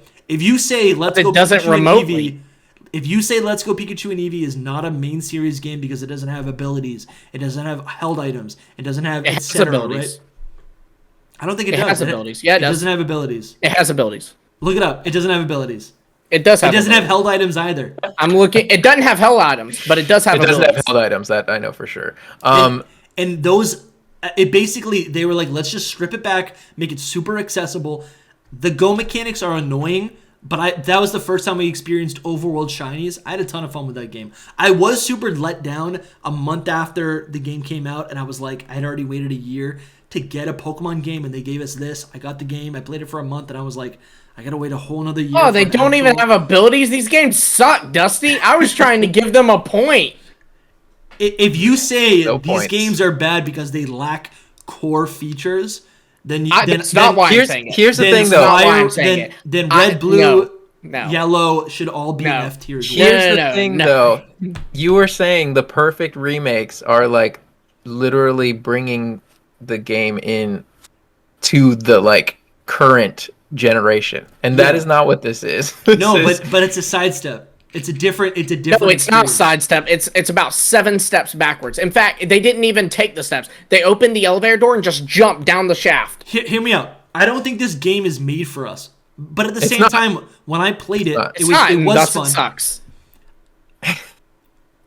it is My it is an niece- acquired taste. Let's My say it's niece for kids. loves this game, and she can It's for actually kids. play it. She has a lot of questions. She has a lot of Congratulations for questions. your niece. When she's 20, ask her if it sucks. Dude, I'm telling you, but that's You gonna be probably like it. foundational in 10 years. She's Okay, gonna, that in is 10 such a listen, straw man argument. It's not though. It's foundation for some Lumi, kids. Lumi. Quest is, Mystery Dungeon is. No, I mean, Lumi, you said your favorite game was X and Y, right? Because you had Yeah. you were able to play it, right? My niece is 5. no, that wasn't why I was. If she It was can my play favorite. if she can play this game, right, and experience it, that means in 10 years from now, she's going to be a devoted Pokemon fan. She's going to love the franchise because she had a gateway to actually experience it, right? And Unless the I am game she's not going to super get into the happy franchise for you because of Legends It's Arceus. not, but you're literally saying this game is for 5-year-olds. So I love it. Yep, Like, yep. no, I this don't love game it. is I think for it's a good 5-year-olds, game. So I hate it. I think it's a fine, fun tier. game, and I don't want another one. I don't think it's F tier. Here. And you even said that something you said really bothered me. What too. about You battling said they took Green? it and they used the same mechanics as Gen 1. No, they didn't. They took it and used the same mechanics as a freaking mobile game. Yeah. Yep. Dude, it's not. All right, It's you're bad. saying Pokemon Go is just a mobile game, but it's like the most It's profitable literally game that they just a have. mobile game. Can you pull it up on your Switch, Dusty? No, it's not. But It's a why is a mobile mobile game. game bad? Why is a mobile game bad? I'm not saying it's bad, but a console game should not You're play using it like as a an mobile insult. game. Yes, because a console game should not play like a mobile game. I would also insult a mobile game that plays like a console game. All right, okay. We can definitely move on. Let's look at the positive. No, we're of it. not Let's moving look at on. the We're positive. dropping it to F tier. It I definitely think- needs to be in at least D tier. It needs to go to D tier. The positives were the riding Pokemon were epic. Those were Yeah. cool. Like we riding go, here we along go. on any of them, and it looked like a good game. Like it looks definitely had beautiful, dude. good. Yeah, it had good graphics for what it was. But what you were saying about like the catching mechanics, like it's literally unplayable to me. It is the only game the only Pokemon game I've ever bought and resold. Like I was like, I don't want this. No, I don't want you know this what? game. Here it is. It's not the Yep. catching mechanic. This is what it is. It's the one-handed. It's if you want to play it docked, you have to play it one-handed. That is honestly awful. That is It's awful. 100% awful. I forgot about that. What I like about this game, and it might just be a consequence of when it came out, because it came out 5 years ago, is seeing Kanto in Generation 1, seeing it in like full 3D.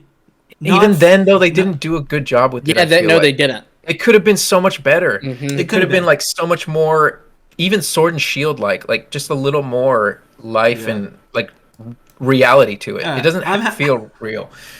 I'm happy with D tier because I guess, and this goes back to my philosophy with a new Pokemon, right? If it's adding something, if it's introducing something new into the franchise that didn't exist before, I think it should get some credit, right? I think a lot of the features in Let's Go showed up and were perfected in Legends Arceus. You Like just what, brought up like a perfect gameplay? point. I don't know what he's talking about that it brought into other games, but you brought up a perfect point. Overworld encounters, overworld shiny encounters. True. But That's about it. You had Overworld encounters and shinies is it though. the focus on catching. I know a lot of people don't like The focus on because it catching was looked always there. The slogan was "Gotta catch 'em all." No, but they took took that away. They removed It's true. gotta catch 'em He all. is right. It is Generation kind of- 6. Look, you could say that Let's Go is like the first version of Legends Arceus. It's like the baby version, but that doesn't mean that it was good. Yes. There's one thing that you brought up that is really important that for me personally, very very personal, my opinion thing. That it didn't have any new Pokemon was huge to me. Like just It Meltan, did. Meltan and Melmetal. Didn't have just Sylveon. Meltan. Just Meltan and Melmetal was not enough. It was like a Pokemon Go thing, and I was just like, Yeah. I need something like just give us new megas. Why not? You're already putting megas in the game. Just give us Yeah. like 5 or 10 new megas, and I would be happy with this game. I would have a reason for this I game. do They think- did give us the megas, yeah. I do think they were extremely like okay, so if their purpose was to make it like a Go game you could play for Switch, I think the purpose, like, I get that they wanted, to take the Switch players and move them to Go, and take the Go players and move to Switch. Just But kinda integrate I them do more, think yeah. they were extremely limiting on that. If I want to play a Pokemon, I have to have a smartphone, and just to be real with you, especially because this was 5 years ago, not everybody had a smartphone. Like, you're naming a 5-year-old, and that's great that 5-year-old has family that will let her play on their smartphone Pokemon Go and connect it to the thing. That's great. She has a great uncle. There's a lot of kids who don't have that. And so you're literally locking playability behind having a smartphone. She doesn't have a smartphone. It has I know nothing to she do with a doesn't. smartphone. I know she doesn't, but I'm saying like, Yeah, but that's she a core, has people. it's core functionality. You are a loving uncle who, if she said, "Hey, there's a Pokemon that I want to get that I can only get by connecting it to your phone," you would do that because you're a great guy. Yeah. But a lot of kids, their parents would be like, "Shut up and get back on your Switch. I don't want to talk to you." To me, I guess I look at Let's Go Pikachu and Eevee as a really accessible way to play, the original games. Going back to what I said like an hour ago, I don't think actual Gen 1 games are fun. I think they're nostalgia, but I think they're ugly and they're boring and they're clunky and they're glitchy and they don't actually direct you where you need to go. I think it's a piece of time, but I think a kid growing up today is gonna much more enjoy Let's Go Pikachu and Eevee than the original games. That's my main point. But I totally agree that this is not the game that I wanted. I'm so much more happier with the last few remakes we got with the Sinnoh games. Even I'm mostly talking about Legends Look, Arceus, but I think the fact that the fan reaction to it was so bad that before Let's Go released, Junichi Masuda said that he wants Let's Go to continue as a series. He compared it to Mario, and he said with Mario, you have a series that's going on where it's your normal 2D side scroller, but then you also have Galaxy and what would later be, I can't remember if it was out yet or not, but Odyssey, those games. And he was like, I want that to be Let's Go. Last thing we heard was that they have no plans to make another Let's Go game. Good. They had so much faith in this game, and even though it sold well, it tanked in terms of like because it was the reaction. First Switch Pokemon game, and it sold well because it was. Well, it sold well because it was Pokemon too. And it was Kanto. Yeah, exactly. Like Pikachu. Like the fact is, there's people. I hated the game, and I knew when I got the game I would probably hate it. But I got it anyways because I'm a diehard Pokemon fan. Yeah, they know that there's a lot of people like that. Joe Merrick, he's going to buy whatever they put out because he has to put it on his site. So all that to say, I have to do that too. Right. Anyway, let's move on from this. So before we go into Sword and Shield, something about Sword and Shield. Since the DLC is not listed on here, I think we should be judging this as Sword and Shield with Isle of Armor and Crown Tundra. Okay. So for me, like, that is a huge part of Sword and Shield, though. For me. Like, I count that. I wish that tier list. I can't find one that has the DLC separate because the DLC to me is the third version, and we've been judging all these third versions like that. It literally is. Yeah, I mean, they literally said this is what this is supposed to be. Because instantly, I'll just go first. Like, Sword and Shield base game is a B, low B, maybe C.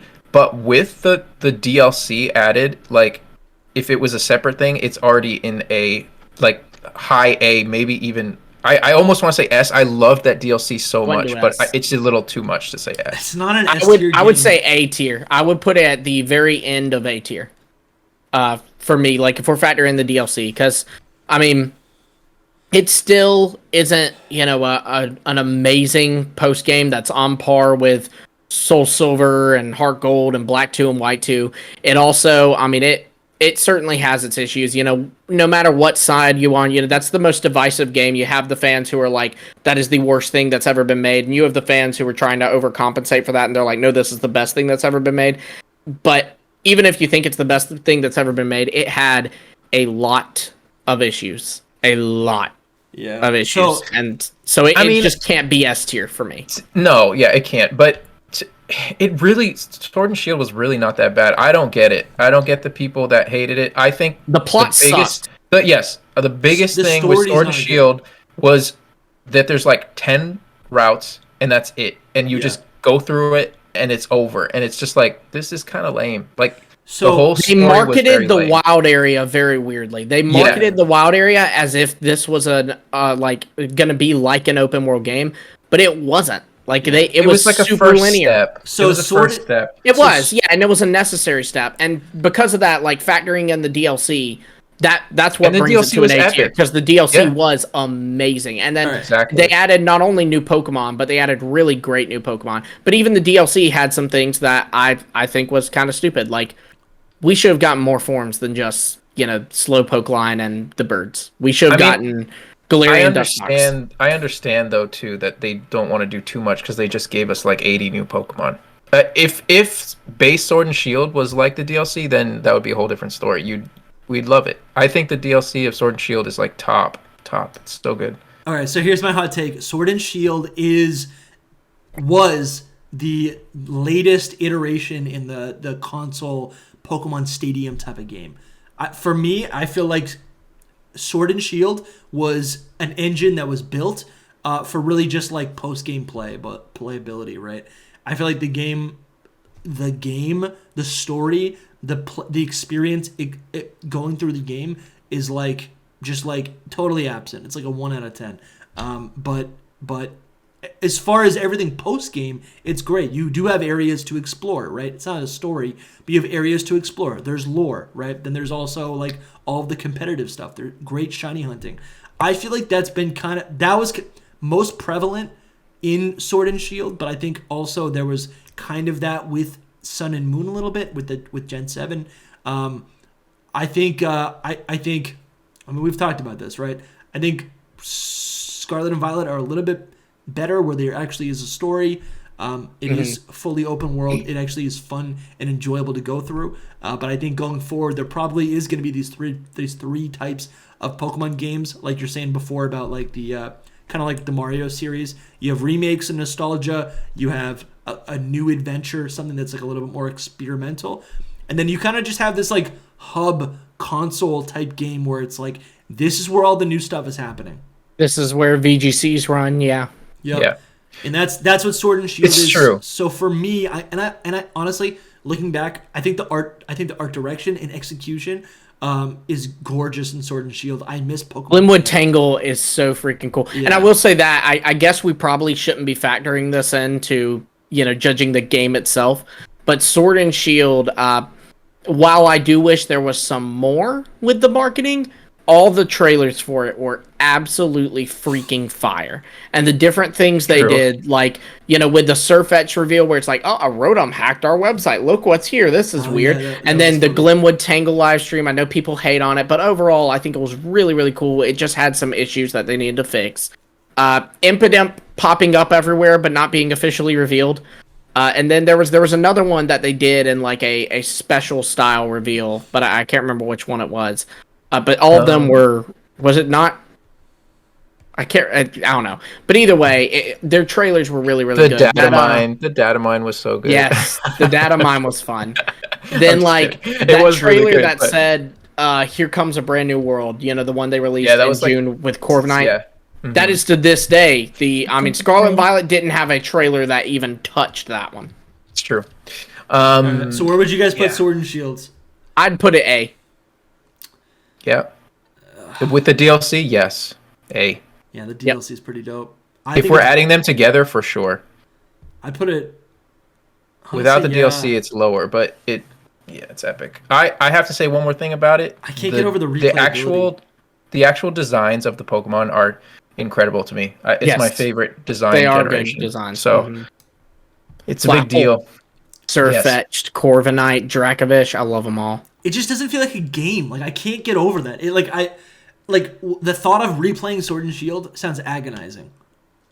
Another thing that we have to understand about this stuff is that the first game on a new console, which is what Sword and Shield basically was, it sucks. It's always not that great, and then the next one is the better one, which is Scarlet Violet, which kind of happened, but it's just like it shows like a parallel almost of like this one absolutely is a stepping stone to the next one. Yeah. So it is always something to keep in the back of our minds when we're judging F tier. That was correct. So BDSP is going in F tier. I don't know if you guys want to disagree with that. BDSP would not be F tier for me because you can leave it there, but it's not F tier for me because I didn't play Diamond and Pearl until then. That makes sense. Playing it again was like really fresh, and I liked it. It was fun to play through. Like it felt new. It felt good. It felt there was nothing wrong with it other than I hated the chibis. Like I hate the chibis so much. I do hate that. Yeah. Yeah, and they took away stuff from Diamond and Pearl, and they didn't add anything from Platinum. Like make the Platinum. What did they do with the bases in Diamond and Pearl? They literally just changed them to be a trophy room. Yeah.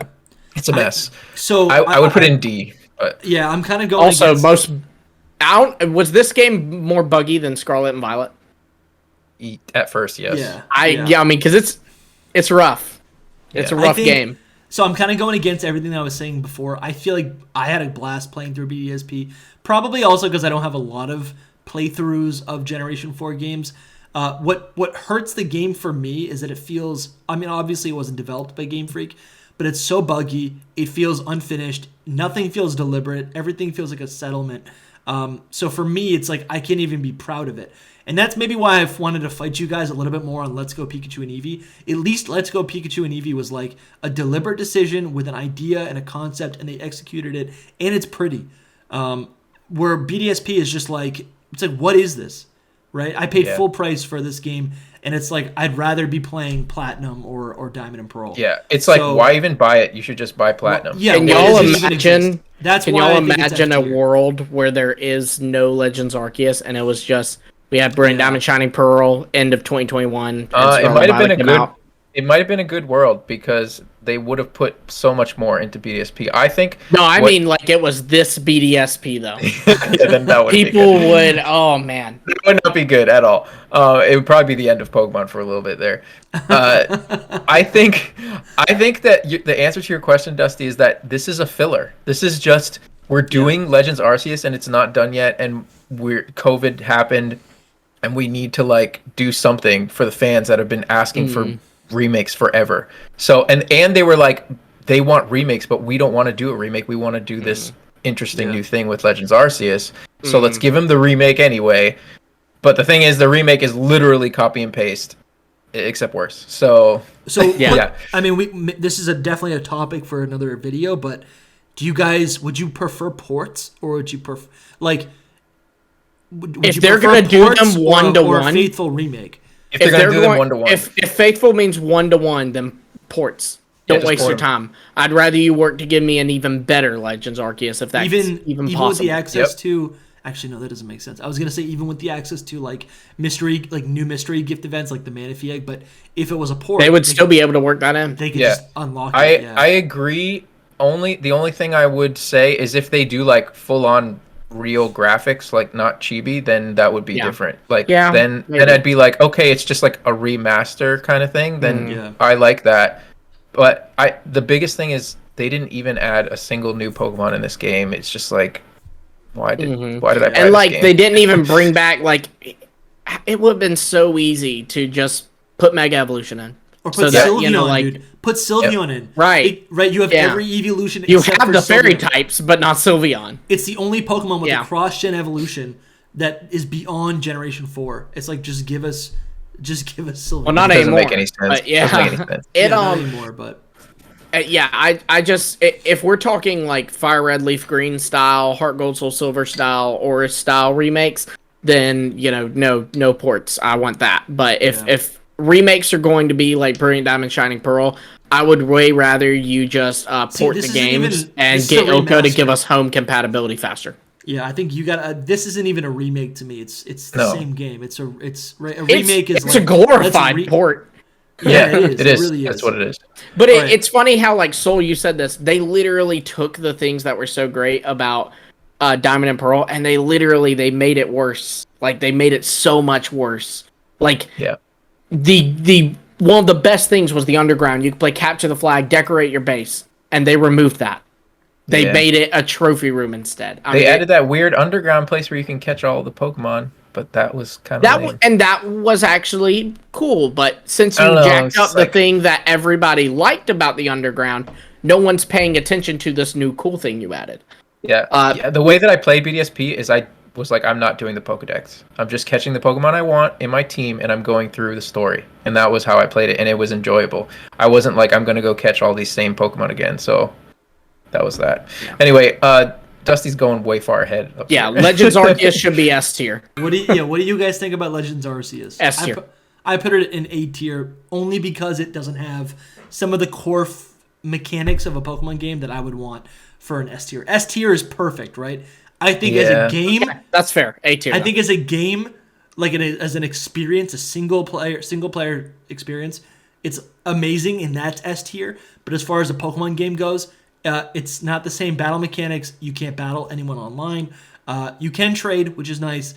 But there's a couple just little things that are missing that like really, I mean, doesn't even halt replayability because I've sunk so many hours into this game, and it's even fun to play through the entire game a second time. But I'd put it like top of A. I'm so torn. Designs are amazing in it though. That's a really big thing. Then also bringing back true evolutions, like not regional evolutions, but true evolutions for the first time in other than EV, 15 years.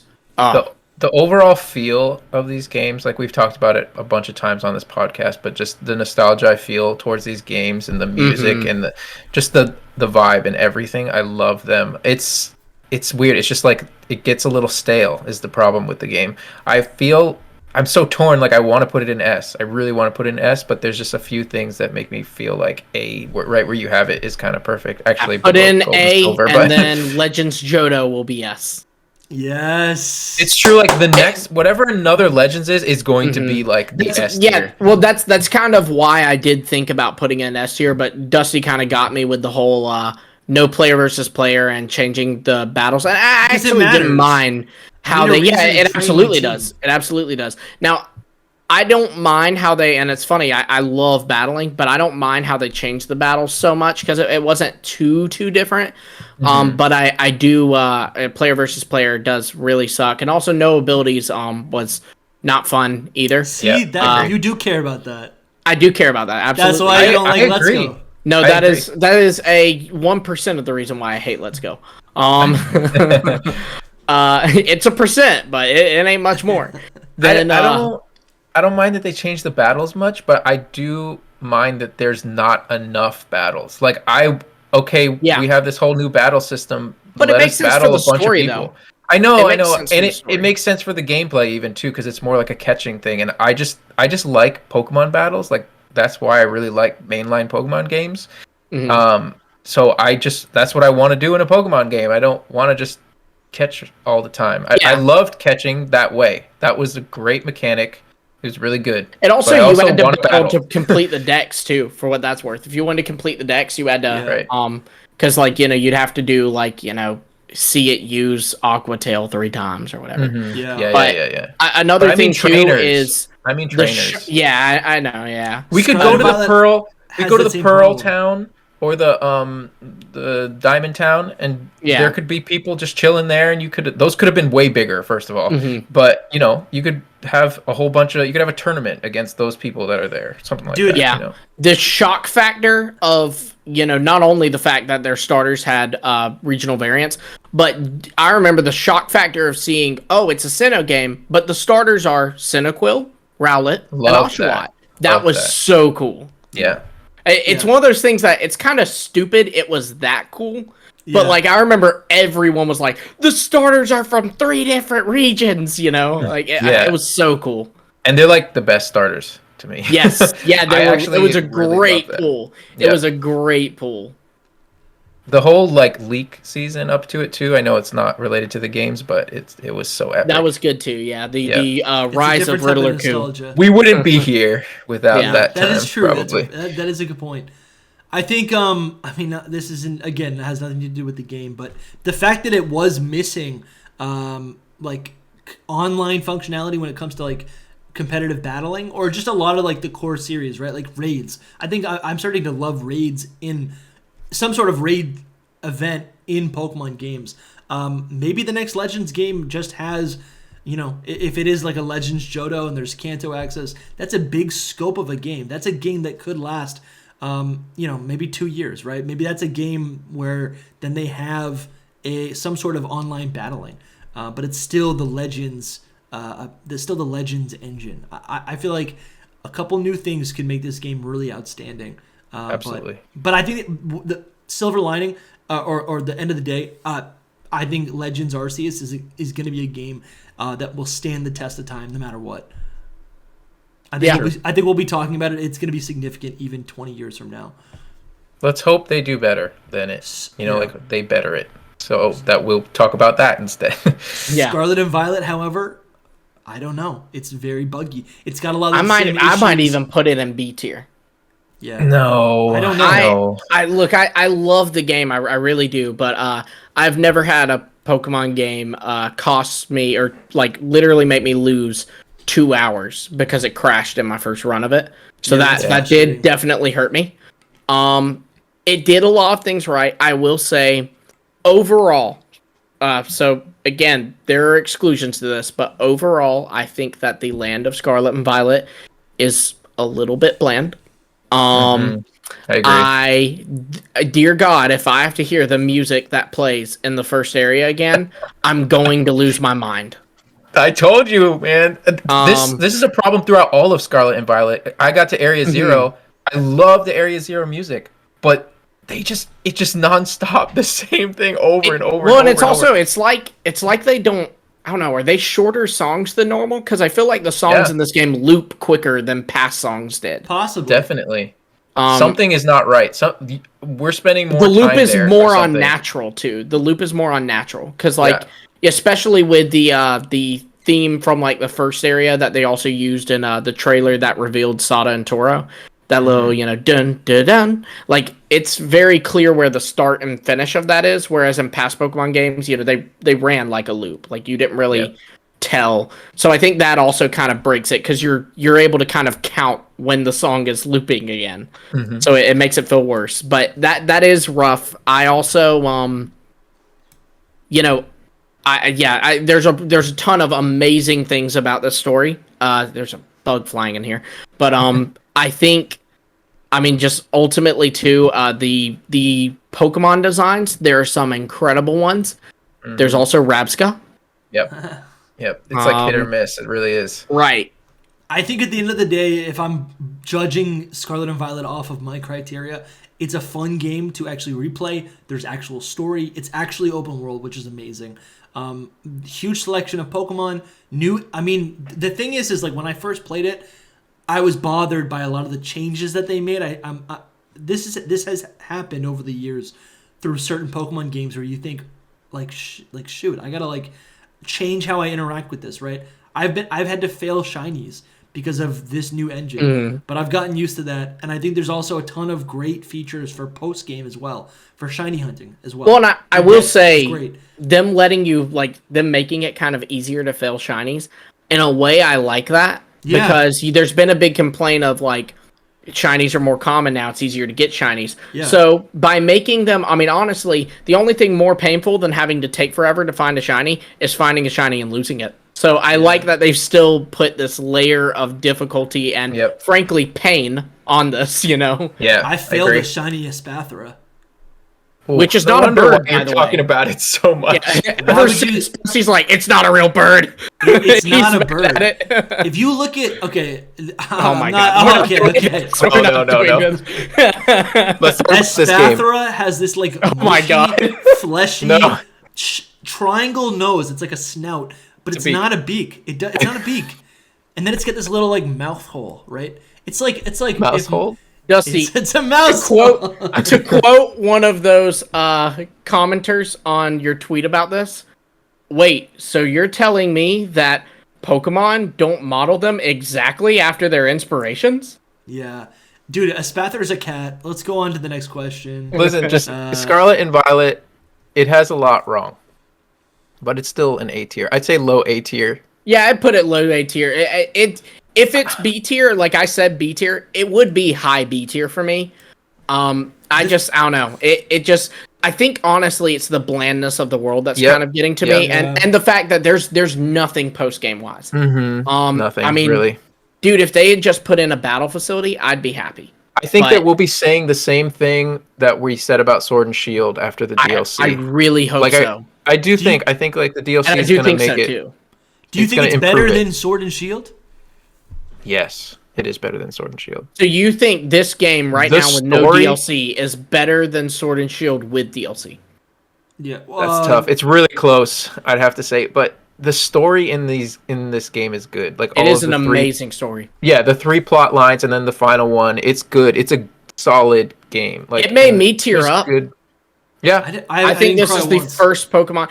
I did not have the tears leave my eyes, but I certainly made my eyes water. Stop. Pokemon is not for babies. What's funny though is I've seen people say they get emotional over the Mabosstiff scene, but for me it was the scene where in playing Scarlet, Soul, have you beaten Area Zero? Yeah, I did. Okay, all right. Well then, just making sure I didn't spoil something for you. Oh no. So we at the very end when you've defeated Sada and Arvim runs in and she's been super robotic this whole time, but she looks up and goes Arvim, my how you've grown, and just that I was like, oh that hurts. That was the scene that got me. Dusty's literally texting somebody right now while you're saying he's texting. What he is. Yeah, someone someone just said they saw a bobcat outside my house. I was like, are you kidding me? There's a bobcat outside of my house right now. Who cares about AI Sada? Yeah. It's Wait, a good, it's a Isada good game. boring. It's a good Lumi's game. like People, drooling over AI Sada. yeah. Look, I'm gonna be real with y'all. I don't get the professors people saying they're that hot this time around. Dude, they're I don't get 2D cartoons made for children. I don't get it. Like, I don't get it. You know what? Let's do that. We need to have a Pokemon professor. We should do a tier list. yeah. Tier list of all. I Yeah. thought you were gonna say like a Smash. I thought you were gonna say like a Smash thing, and I'm like, no, please. I will rank them, but I will not do a Smash or Pass, please.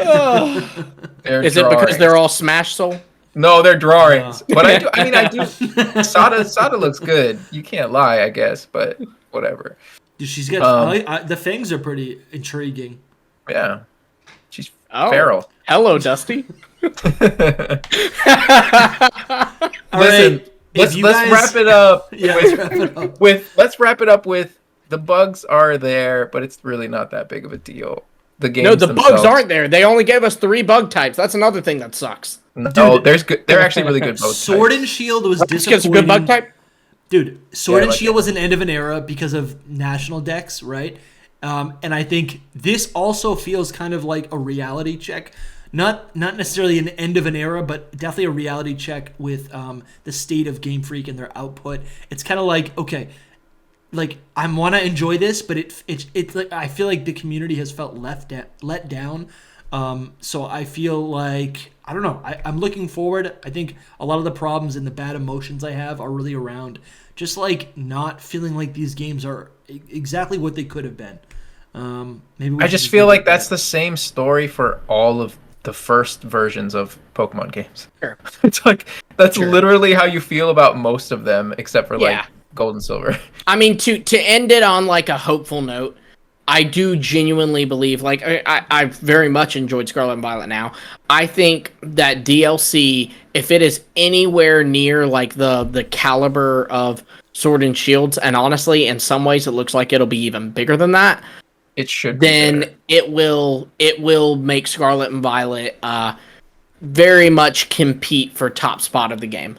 and if they patch It's the bugs, probably gonna come down to me. It's probably going to come down to like what the world looks like of the DLC, because like Isle of Armor and Crown Tundra were so beautiful, and like I said, I feel like Scarlet and Violet World's a little bit bland. So if they can give me a really new, crisp environment that I'm loving running around in, great. Love it. solid. If you guys enjoy this video, if you're still watching, hit the subscribe button. We have merch. Also, consider becoming a channel member. There's a join button right below the video. You can click that to help support the podcast and keep us going all year long. If you're listening on Apple Music or Spotify, leave us a review. Thank you guys so much for watching. We'll see you next time. Peace out. Bye.